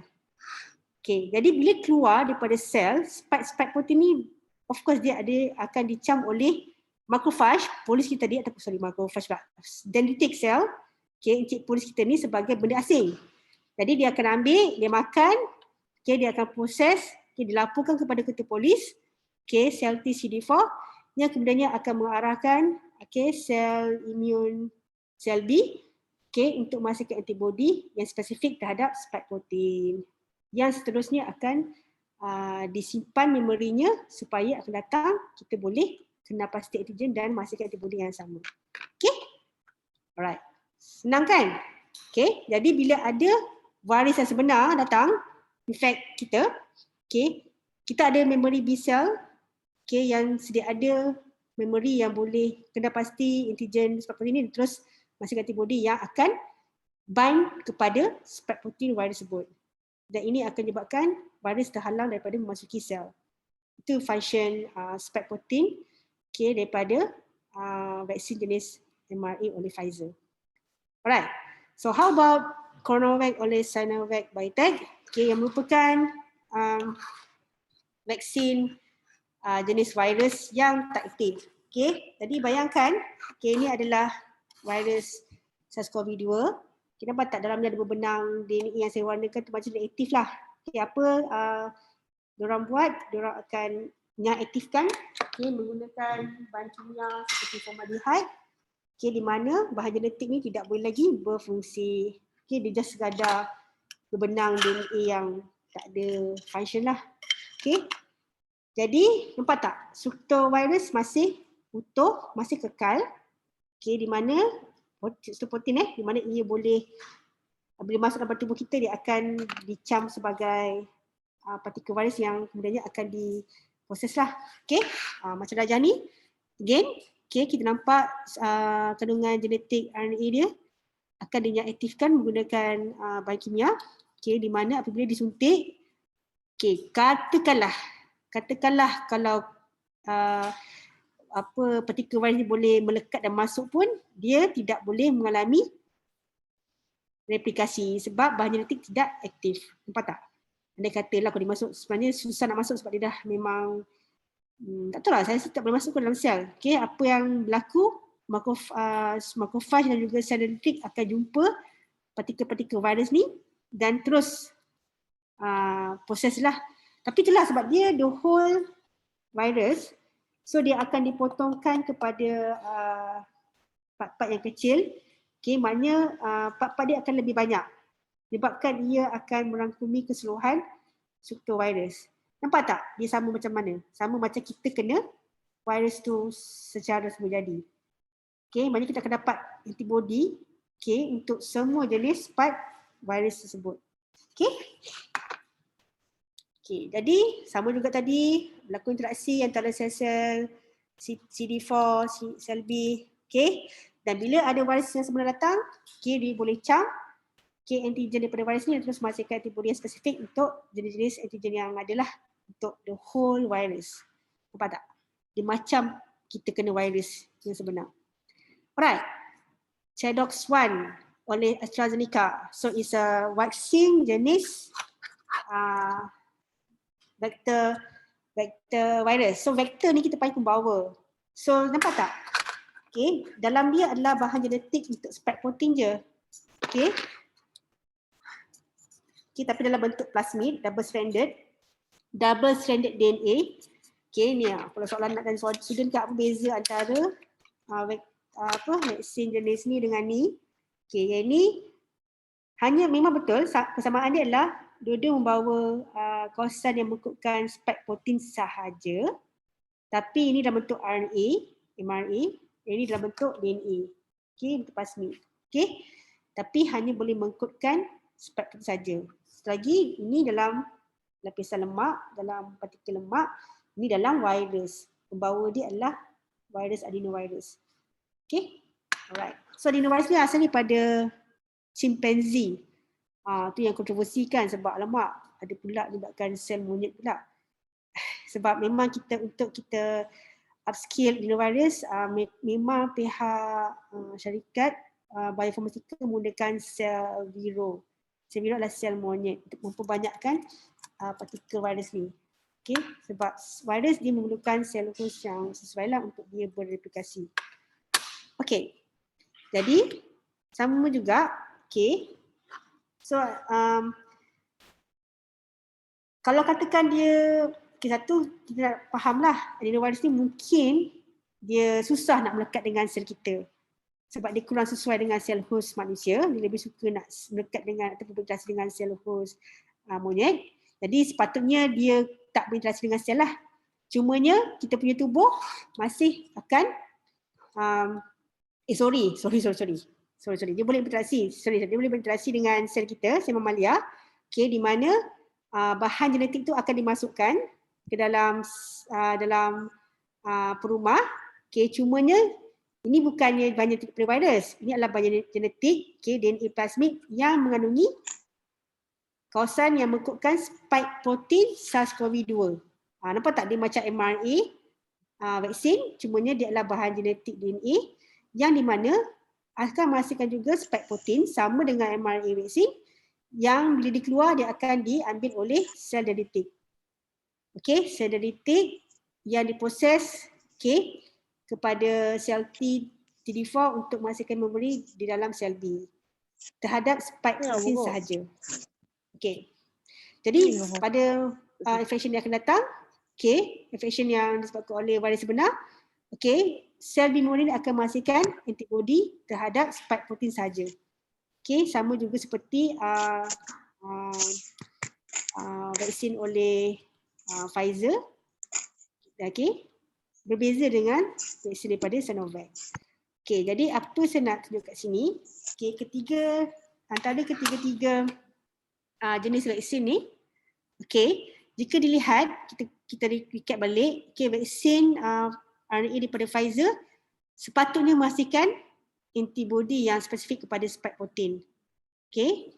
Manakala Sinovac, dia akan menghasilkan antibody kepada keseluruhan partikel virus, di mana vaksin oleh AstraZeneca, AZ, sepatutnya dia akan menghasilkan antibody yang spesifik pada antigen spike protein sahaja. Tapi apa-apa pun, ketiga-tiganya sepatutnya mempunyai keupayaan untuk menghasilkan antibody yang spesifik terhadap spike protein. The key of virus entrance into the cell. Itu yang utama sebenarnya. Kalau kita dapat halang dia daripada masuk sel, kita halang dia daripada masuk ke dalam sel dan mengalami replikasi yang seterusnya memudaratkan host lah. Alright, so saya nak kongsi kat sini. Jadi seperti kita tahu, setakat ni saya rasa semua orang kan telah mendapat 2 dos. Cumanya kalau kita perasan untuk untuk Pfizer dengan Coronavac, Sinovac, dia punya tempoh masa dia dekat kan. Untuk AZ lama sikit. Untuk dos yang kedua. Dan baru-baru ni kita diberitahu untuk mendapatkan dos penggalak bagi mereka-mereka yang berisiko tinggi. Jadi kenapa perlunya ada dos penggalak? Seperti tahu, dos yang kita bagi tu dia tak banyak. Tak banyak macam kita kena infection ataupun jangkitan virus sendiri. Dia ada dos virus dia yang kita masukkan dalam tubuh kita. Tapi bilangan virus itu cukup untuk, ataupun bilangan vaksin cukup untuk aruh proses imuniti dalam tubuh. Cumanya kita perlu ada dos kedua lah untuk meningkatkan lagi reaksi imun untuk menghasilkan lebih banyak sel-sel B memory. So yang dos pertama kita panggil respon primer lah. Di mana yang melibatkan IgM. IgG ni dia merupakan jenis antibody yang sama sebenarnya. Antibody ni merujuk pada dia punyalah binding dia, tempat pelekatan dia, cumanya bentuknya berbeza. Dia merupakan proses menjadi dalam tubuh lah. Dia akan hasilkan IgM dulu. IgM baru dia hasilkan spesifik IgG. Bila dos kedua, masih berlaku perhasilan IgG, IgM, maknanya proses yang saya cerita tadi kan, yang macrophage makan, macrophage atau sel dendritik makan, proses antigen tu masih berlaku pada respon kedua. Dan sepatutnya dengan masa kita akan mendapat satu sekumpulan sel B memory yang spesifik terhadap SARS-CoV-2, di mana sel ni akan sentiasa berada dalam kita punya peredaran lah. Sebab tu kita kena faham dengan masa, dalam setakat yang saya nampak lah daripada saya punya kajian, antibody terhadap SARS-CoV-2 akan berada dalam darah, atau pada dalam darah, setakat saya tengoklah dalam 3-4 bulan. Lepas tu dia makin menurun dan ada yang kita dapat detect pun melalui rapid kit lah. Okay, rapid test. Okay, tapi jangan bimbang. Okay, doesn't mean that the immunity is not there. The immunity is relying atau based on memory B cell. Memory B cell kita sentiasa ada. Kenapa macam ni? Kenapa antibody tak boleh sentiasa berada dalam darah kita? Bayangkan sepanjang kita hidup, kita terdedah dengan 1000 jenis virus. So ada 1000 jenis antibody. Dan 1000 ni dihasilkan serentak. So dalam darah kita secara fisiologinya tidak boleh terlalu banyak protein. Kalau terlalu banyak protein, darah kita akan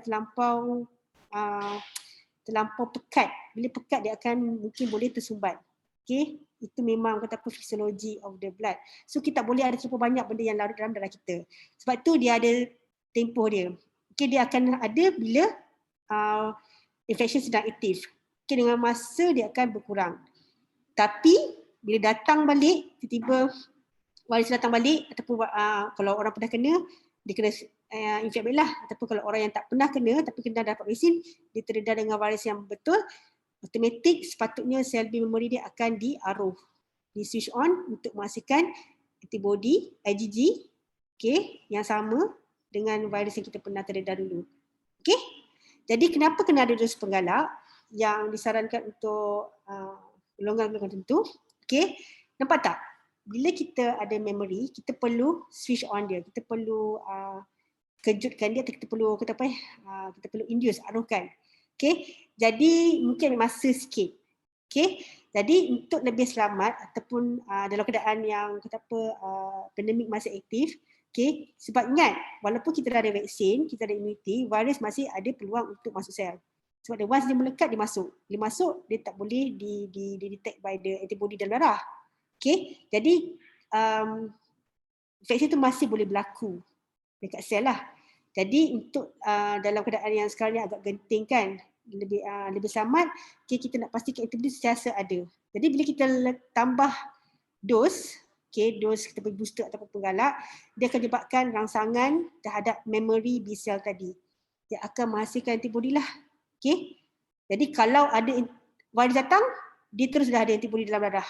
Terus boleh menjelaskan virus tersebut tanpa virus itu ada peluang pun nak masuk dalam sel. Okay?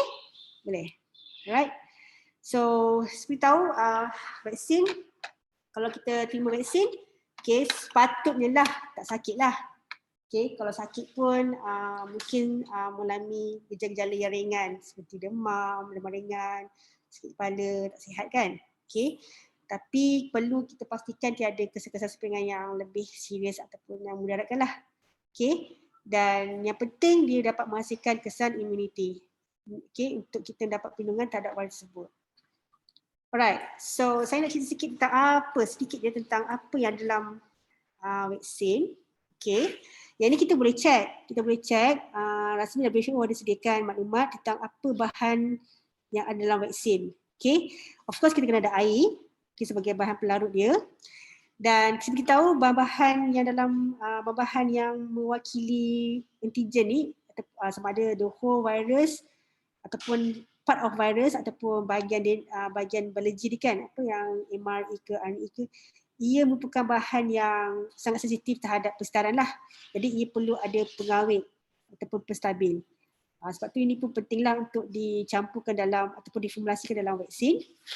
Okay, dan kita ada bahan aktif ni merujuk pada bahan yang the key ingredient lah, iaitu contohnya kalau Pfizer mRNA of the spike protein.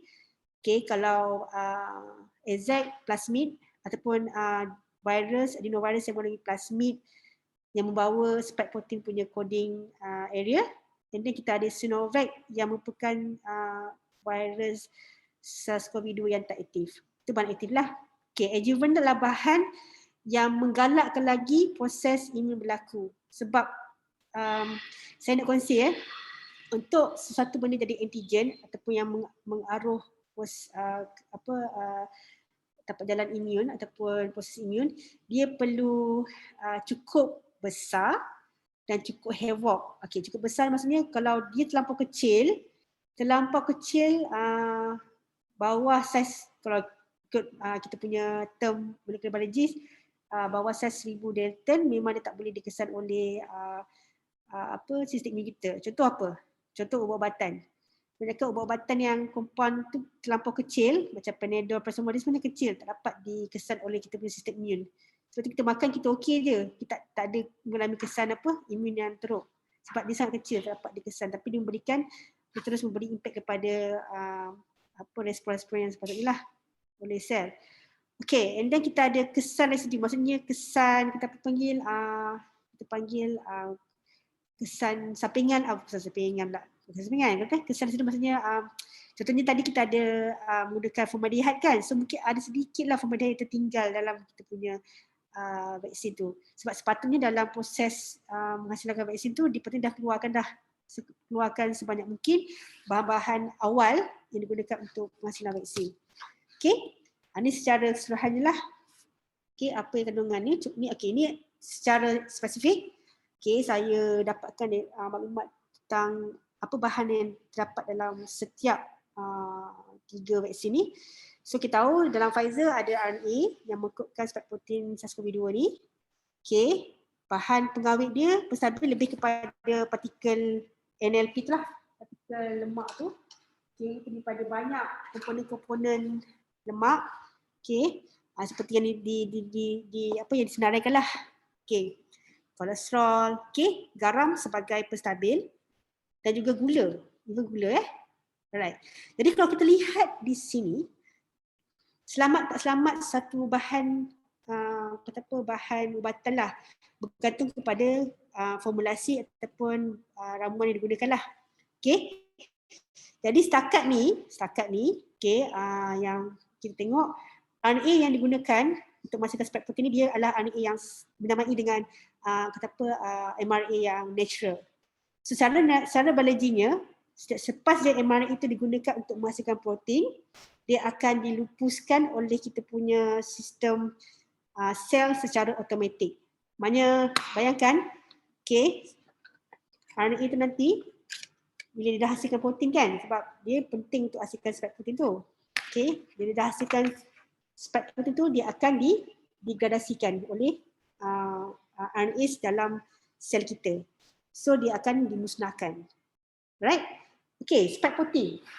Spike protein tadi kan yang telah dihasilkan oleh mRNA itu pun cuma tadi. Okay, dia katakan dia dah translate kepada spike protein. Spike protein ni akan dikeluarkan oleh sel. Okay, ini pun nanti jadi tick makan dia, potong dia, nampak tak? Dia pun dah tak ada. Nampak tak? Jadi kurang, maksudnya vaksin ni dia tak kekal dalam badan kita. Kesan dia kekal, tapi dia sendiri bahan dia tak kekal.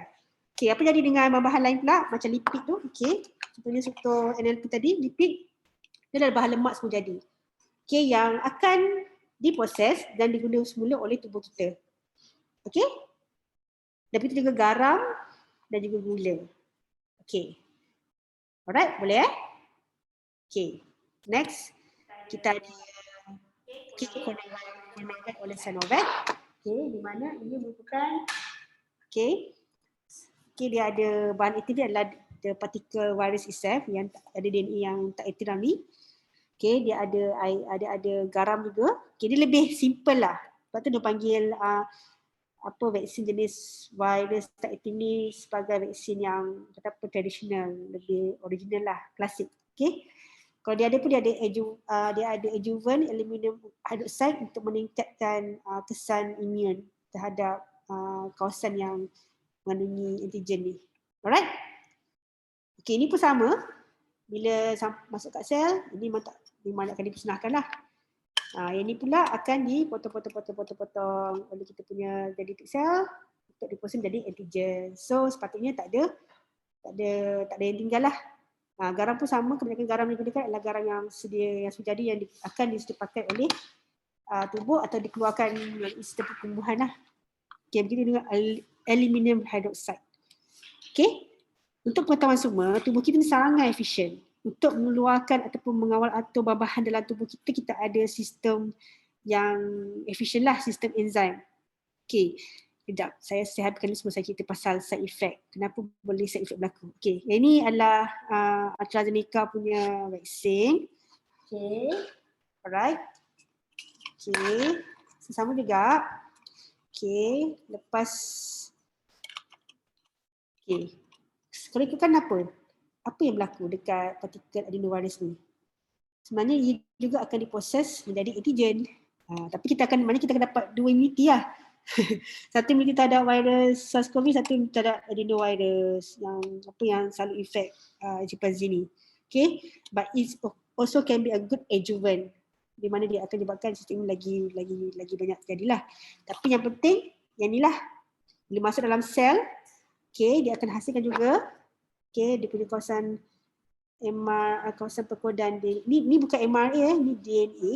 Okay, dia akan masuk, dia ada proses lah, dia akan translate kepada RNA dan RNA akan menghasilkan spike protein ni. So, sama juga DNA ini pun akan dimusnahkan secara sebentar dalam sel. Okay, yang protein ini pun akan keluar dan akan diproses oleh sel genetik. Okay, kemudian kita ada garam, okay, dan bahan-bahan lain. Okay, yang juga secara sebenarnya dah selamat digunakan dalam ubat-ubatan lah sebelum ini. Right, jadi saya cerita kenapa belum ni berlakunya side effect.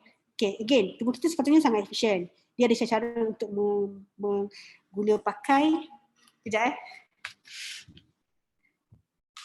ada cara untuk guna pakai balik bahan dalam tu ataupun dikumuhkan. Dikumuhkan maksudnya dikeluarkan. Tapi ia melibatkan sistem enzim. Okay, dia tentu. Ataupun sistem pengangkutan protein. Jadi enzim dan protein merupakan bahan yang diikutkan oleh kita punya kandungan genetik. Jadi bayangkan kalau seseorang itu dia mempunyai masalah dari segi perubahan genetik dalam dia punya DNA, menyebabkan mungkin berlaku perubahan kepada protein-protein yang terlibat dalam sistem perkumuhan ataupun guna semula bahan-bahan yang masuk kepada kita ni, dia akan menyebabkan bahan itu akan mengganggulah sistem tubuh kita. Sebab itu berlakunya kesesakan yang tak diingini. Sebab kalau tubuh kita gagal memproses bahan-bahan ni, okay, di mana dia macam allergic lah alahan. Okay, sebab kita tahu kan even telur pun ada orang allergic nak makan. Kacang kan, ringkas kacang pun ada orang allergic nak makan. Saya ada kawan, Panadol pun tak boleh makan. Makan Panadol dia akan mengalami kesan sepinggan teruk. Okay, bengkak semua. Okay, sampai boleh sesak nafas. Nampak tak? Maksudnya setiap individu mempunyai kesan yang mungkin berbeza-beza. Okay, ada individu, mungkin tak semua. Again, ia bergantung kepada faktor genetik. Okay, sebab tu penting untuk memastikan vaksin COVID-19 ni yang memang sangat-sangat diperlukan untuk mengawal mengawal kita punya epidemik lupa lah kan, epidemik ni kita perlukan vaksin yang selamat juga sebab dia emergency kan. Jadi adalah penting untuk memastikan sekiranya ada terdapat side effect perlu dilaporkan segeralah. Okay, dan side effect tu kalau boleh kalau melibatkan alahan yang ringan, macam kawan saya, ada beberapa orang kawan saya, ada seorang dua yang memang ada alahan yang ringan, dia mengalami bengkak mata, itu maknanya bila second dose tu yang melibatkan dos lebih tinggi, dia perlu ambil di hospital lah supaya pihak hospital boleh standby. Setakat ni saya tak dengar lagi yang side effect yang bahaya, setakat saya tahulah ataupun yang semua tahu. Kalau ada pun sepatutnya pihak KKM perlu laporkanlah kepada semua orang dan juga especially kepada pihak pengeluar vaksin supaya mereka dapat lakukan investigation secara betul untuk memastikan kesan tu memang betul daripada kesan vaksin. Okay? Right, jadi cabaran dia Doktor, sebelum tu vaksin saya sebelum tu doktor, kita bolehlah kita nak bagi soalan sebab dia kait dengan topik yang tadi. Okey, Hasmiri Ma'aruf dia tanya, berapa kepekatan aluminium dalam vaksin tu? Adakah dinyatakan? Dan ada tak ada yang kata aluminium akan efek otak atau Alzheimer? Betul ke tak? Otak atau Alzheimer. Sebenarnya aluminium dalam tubuh kita memang ada tau secara berjadinya. Okay, adalah merupakan satu elemen yang memang ada dalam tubuh kita secara berjadinya. Dan dari segi berapa banyak tu saya tak pasti. Itu kena check lah dengan pihak pengeluar. Okay.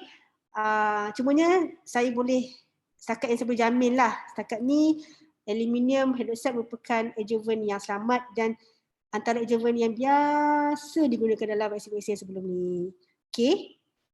Kalau ada laporan yang melibatkan aluminium pun mungkin disebabkan oleh mungkin ada kes-kes terpencil, ataupun melibatkan again komplikasi yang lain lah. Okay, kadang benda-benda macam ni dia ada counter interact dengan bahan lain juga. Okay, dan seterusnya. Dan kena dekat otak, setakat ni tak ada laporan lagi, setakat ni tak tahulah, saya belum dengar lagi kesan-kesan yang begitu.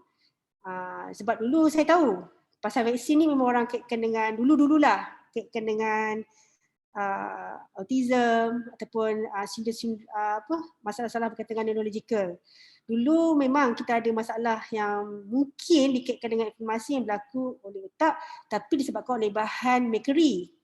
Okey, bahan mercury yang digunakan nama thimerosal yang dululah digunakan sebagai bahan untuk mensterilkan vaksin. Sebab vaksin ni dia kan partikel protein. Okey, partikel protein ni kita tak boleh, maknanya kita kena pastikan bahan yang masuk pada kita kena sterile supaya tak ada kontaminasi daripada virus ke bakteria lain. Jadi kita perlu sterile, maknanya keadaan yang steril. Jadi untuk steril, kalau kita belajar dekat mamal kan, kita panaskan, kita autoclave, kita treat dengan sinar gamma, tapi untuk vaksin tak boleh sebab dia akan mengubah struktur protein tersebut. Jadi cara ni dengan menambahkan bahan-bahan tertentu. Itulah, tapi dulu kan diorang tambah mercury. Ester mercury kot, thimerosal, di mana pada diorang dapati ada masalah yang didapatilah di kalangan kanak-kanak, di mana mereka mengalami inflamasi pada otak masa dululah. Disebabkan oleh thimerosal. Thimerosal mercury. Even tubuh kita pun boleh menyingkirkan mercury. Again, dia bergantung kepada tubuh kita agak efisien. So dia ada cara ataupun mekanisme yang boleh menyingkirkan bahan yang asin dalam tubuh. Tapi itulah macam mercury dia ada dia punya limit. Jadi untuk budak kecil mungkin sistem enzim dia tak begitu lengkap menyebabkan berlakunya masalah itulah. Jadi ni saya ambil contoh yang pernah dilaporkan lah yang berkaitan dengan isu neurological oleh vaksin mercury. Aluminium saya tak pasti, tapi untuk mercury pernah. Jadi apa diorang buat? Diorang ban lah mercury ataupun thimerosal daripada penggunaan sebagai bahan pensterilan dalam vaksin. Jadi pada since itu semua pihak pharmaceutical company tak boleh guna. Diorang terpaksa gantikan dengan bahan lain lah. Itu untuk bahan. Tapi aluminium setakat ni tak ada dan insya-Allah aluminium adalah bahan yang memang aluminium hidroksid ni memang bahan yang lama-lama digunakan dalam vaksin-vaksin yang lain yang kita rasa dia pakai lah. Ini soalan lain. Soalan lagi satu, Doktor. Supaya yang mengikut laporan lah beberapa hari lepas, kerajaan pun telah ada dalam perancangan untuk memberikan vaksinasi kepada kanak-kanak bawah umur 12 tahun. Itu perancangan pada tahun depan lah. Ada soalan daripada Muhammad Syahmi, benarkah vaksin COVID-19 berbahaya kepada kanak-kanak bawah umur 12 tahun? Senang je. Ada report tak? Ada laporan tak? Kita perlu ingat dan kita perlu percaya. Kalau tak percaya susah kan? Tapi itulah orang kata kalau kita tak percaya, kita sendiri kena maksud saya dengan teknologi, dengan sistem perubatan yang ada, insya-Allah keselamatan human safety is the most important.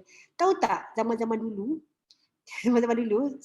bukan zaman sekarang, zaman dulu, cara diorang buat vaksin ataupun diorang uji vaksin, diguna je bayi-bayi yang berada di hospital. Lebih menyedihkan di Amerika, diorang menggunakan bayi-bayi golongan kulit hitam. Masa tu ada kontroversi sikit lah, memang menyebabkan diskriminasi kaum. Dia digunakan bayi-bayi kulit hitam untuk cuba vaksin. Maknanya tiada, masa tu tak ada pengawal aturan dari segi etika. Tapi masa tu okey je, doktor pun okey je. Satu lagi diorang pernah gunakan penjenayah kat penjara sebagai bahan ujian vaksin ataupun ubatan. So dia fikir diorang ni memang jahat, kita bagi je, kalau mati pun matilah kan, siapa nak kisah. But it's all about ethics. Jadi ethics ni penting, merupakan komponen utama dalam pembangunan ubatan termasuk vaksin. Jadi anything must be in ethical manner perlu diselenggarakan secara ketat. Okay. Saya nak kongsi lah, ada ubat yang dah lepas clinical trial pun dipanggil balik tau.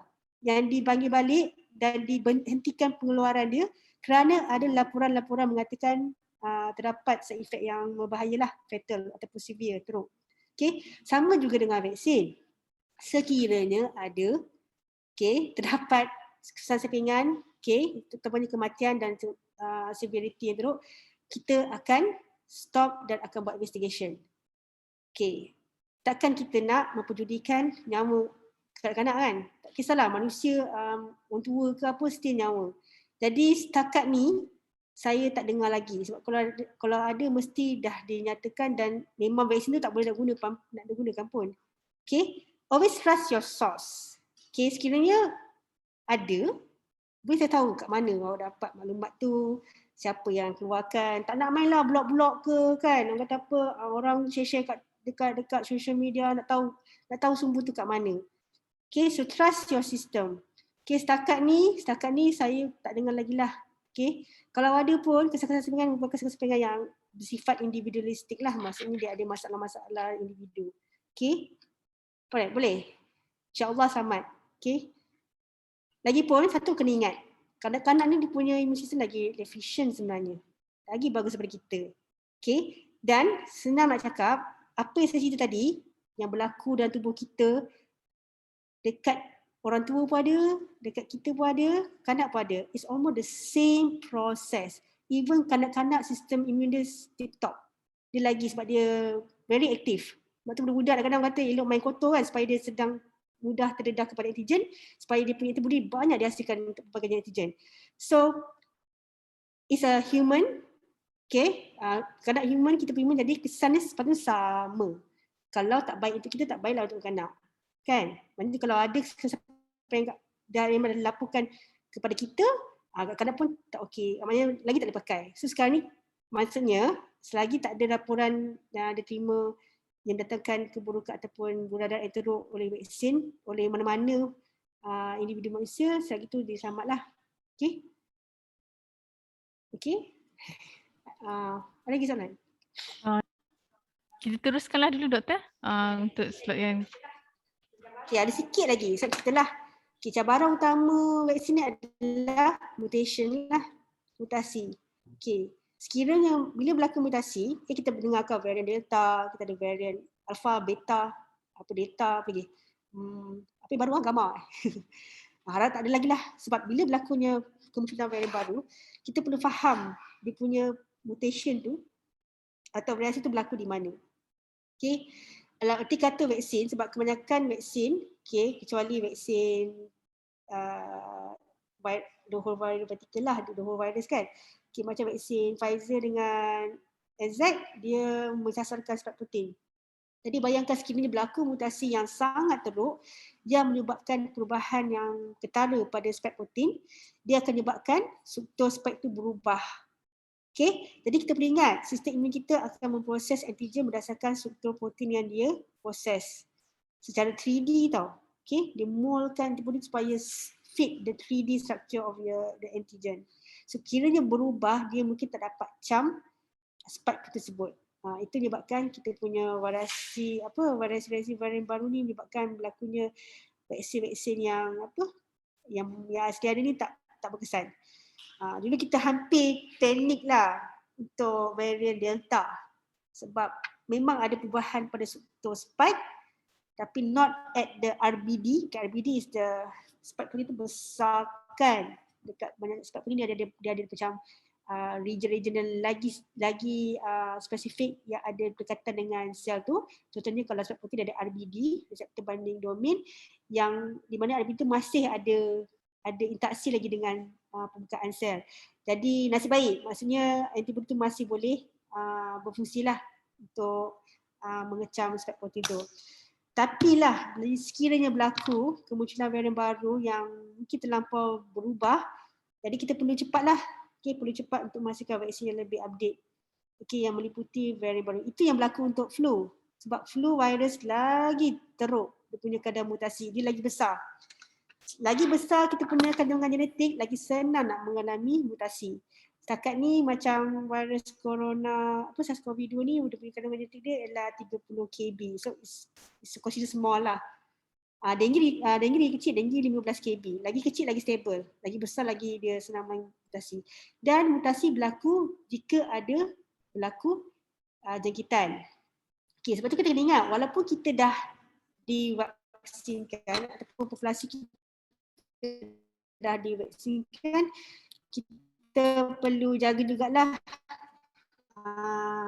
SOP supaya kita tak bagi langsung chance sel virus ni masuk ke bila once masuk dalam sel, dia boleh fikir dia boleh mengalami mutasi. Tahu kan mutasi berlaku sebab apa? Mutasi berlaku apabila macam ni lah, kita fotokopi kan, kita foto state sekali, lepas kita ambil salinan yang foto state tu, kita foto state banyak kali. Berkali-kali dan lama betul-betul makin hilang atau berubah. Sama juga dengan replikasi RNA, semakin dia disalin banyak kali mungkin berlaku kita panggil kesilapan ataupun error yang menyebabkan perubahan kepada kandungan genetik lah. Okay, saya nak kongsi sikit. Ini merupakan saya ambil daripada sumber ni, di mana ini menunjukkan keberkesanan pervaksinan di Amerika Syarikat, di mana dengan peningkatan kadar vaksin di kalangan populasi menyebabkan penurunan kes-kes COVID lah. Saya pun harapkan begitu di Malaysia. Okay, saya tunggu juga data daripada Malaysia ni, sabar. Okay, rasanya itu saja. Saya nak kongsi sikit, sebab ini pun berkaitan dengan MOSTI. Setahu saya, MOSTI juga, rencana kita juga mengambil inisiatif lah untuk membangunkan penghasilan platform penghasilan vaksin sendiri di Malaysia. Okay, yang melibatkan beberapa institusi pendidikan tinggi dengan institusi pendidikan, okay, yang diharapkan dapat menyokonglah kita punya sistem perubatan untuk menghadapi kemungkinan tak jauh lah, tapi tidak tahu kan akan datang apa lagi cabaran yang akan dihadapi oleh negara atau dunia ni. Okey, itu saja dari saya. Okey, kita nak jawab lagi 2 soalan yang boleh. Daripada Anas kembali, berapa lama vaksin ini akan efektif?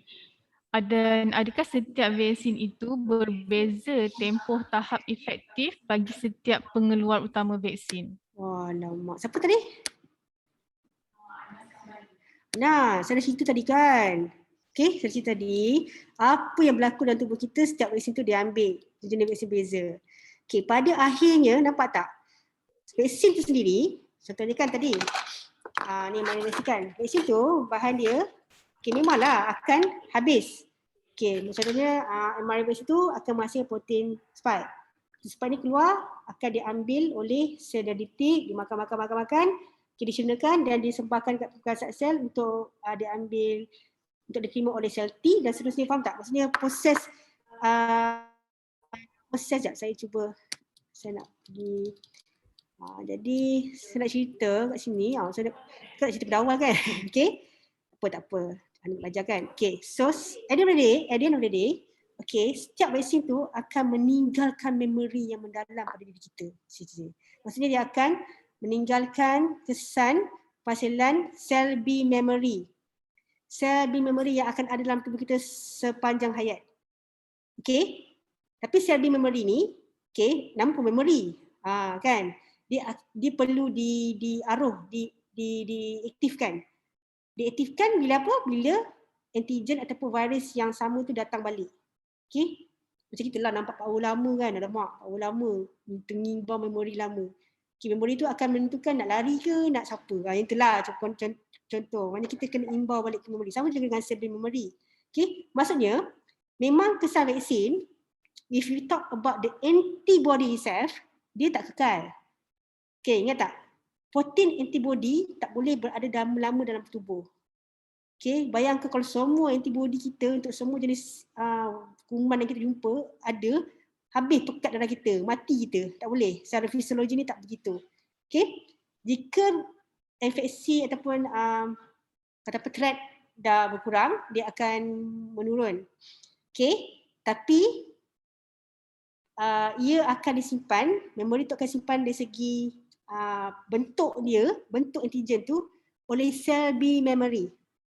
Okay, yang akan menghasilkan antibody terhadap antigen tersebut. Faham tak? Di mana sel B memory akan berada dalam tubuh kita selama-lamanya. Unless, kecuali virus dah berubah.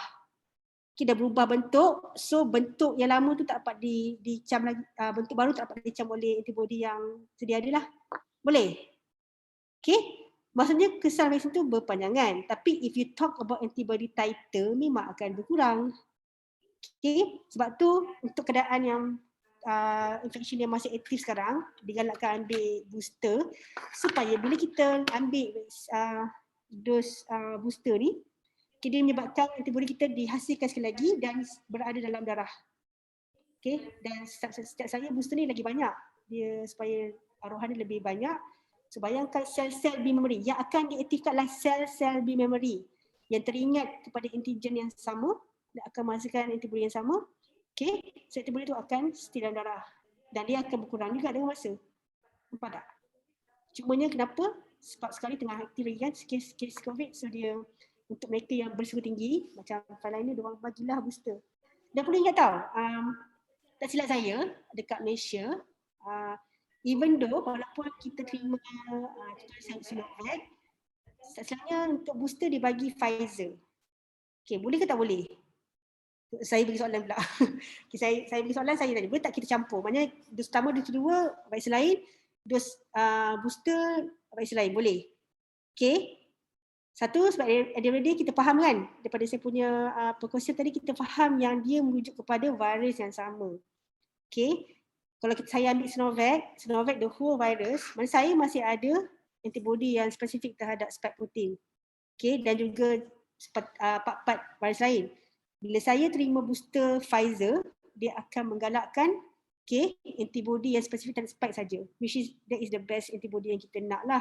Sebab dia yang boleh memunculkan virus secara langsung. Okay. Kenapa tadi? Kita ada satu soalan saja, kita ambil soalan. Saya rasa soalan Hasmiria Ma'aruf ni doktor dah sentuh sikit. Mungkin saya boleh bacakan lah. Biasanya flu vaksin ini kena ambil setiap tahun yang doktor beritahu lah, sebab flu virus tu kan berubah, senang mutasi. COVID pun macam ada ciri-ciri flu juga. Ada kemungkinan tak vaksin ini perlu diambil setiap tahun? Tidaklah. Kan saya cakap tadi, kalau untuk flu, dia punya kadar mutasi lagi tinggi. Okay, lagi tinggi. Dan rasanya kat Malaysia tak wajib kot. Setahu saya tak wajib kan vaksin flu diambil, sebab kita kurang, kita ada tapi tak saya dekat negara sejuk macam Europe memang banyak kes flu lah. Cumanya okay. Again, we talk about booster. Okay, booster ni bila kita ada booster, dia akan mengingatkan balik memori. Okay, kalau tak ada booster pun kita masih boleh menghasilkan memori B-cell tu, ambil masa untuk proses dan menghasilkan antibody. So we are talking about masa tu tak terlalu jauh, tapi kita masih ada memori yang boleh menghasilkan antibody yang sama. Cumanya bila ada booster ni, antibody kita sentiasa ada dalam darah. Okay.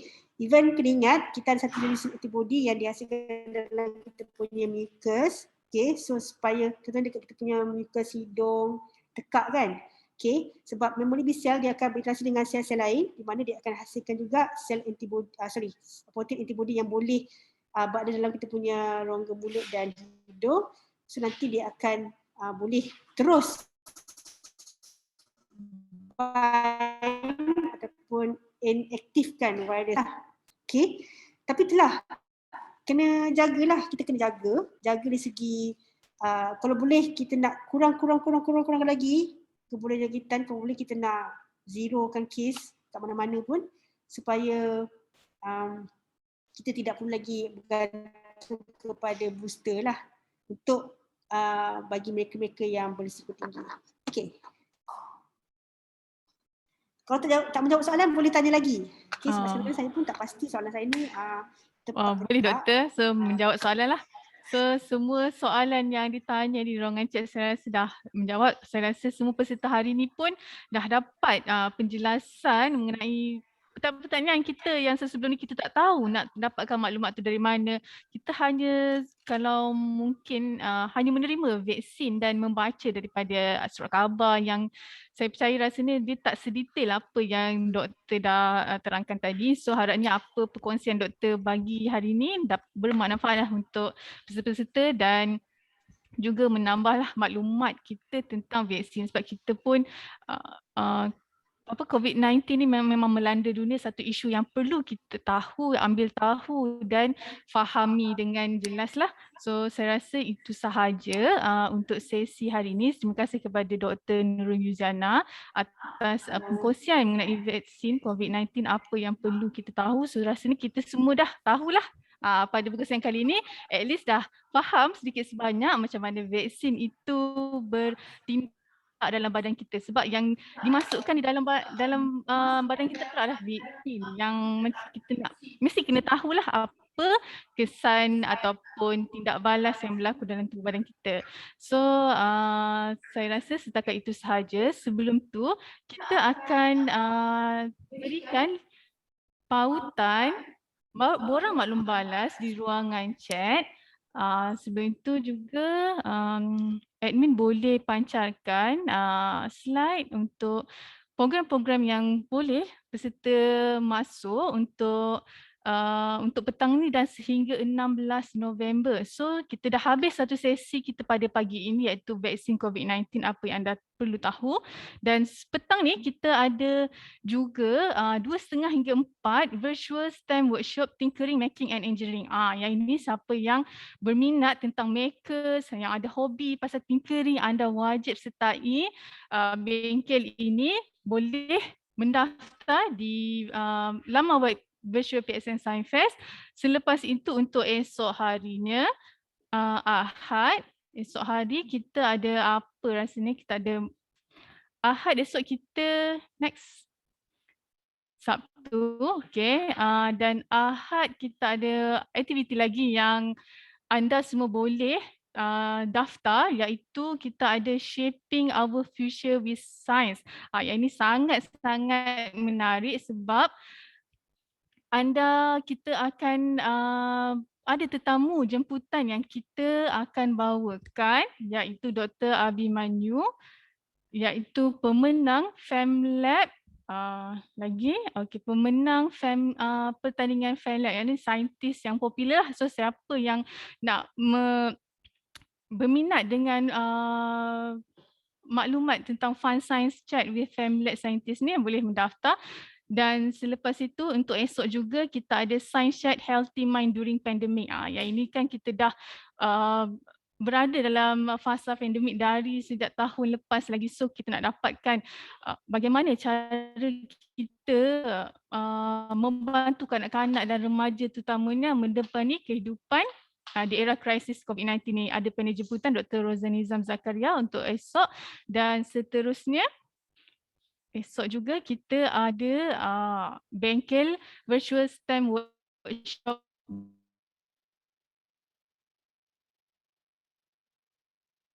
padi saintis saya ni pada tetamu ibu-ibu bapa-bapa yang ada anak-anak, buat aktiviti bersama-sama dengan kanak hingga 4 hingga 6 tahun, cuba buat aktiviti ni di rumah. So itu sahaja sikit sebanyaklah yang untuk maklumat lanjut tuan-tuan puan-puan boleh layari www.psn.gov.my/virtual PSN Fest untuk dapatkan maklumat lanjut dan juga mendaftar untuk bengkel-bengkel yang anda ingin. So sekian sahaja daripada mengisi borang maklum balas tersebut, dan pada siapa yang ni borang maklum balas akan sediakan CJ lah. Bukan senang nak dapat CJ kursus hari ni, lebih boleh katakan CJ kita dah berjalani satu kursus hari ni, webinar. So dapatkan, sila isikan borang balas tersebut. So saya rasa tak ada apa lagi yang kita dah habis sesi pada pagi ini, dan sekian sahaja daripada saya. Assalamualaikum dan jumpa lagi. Bye.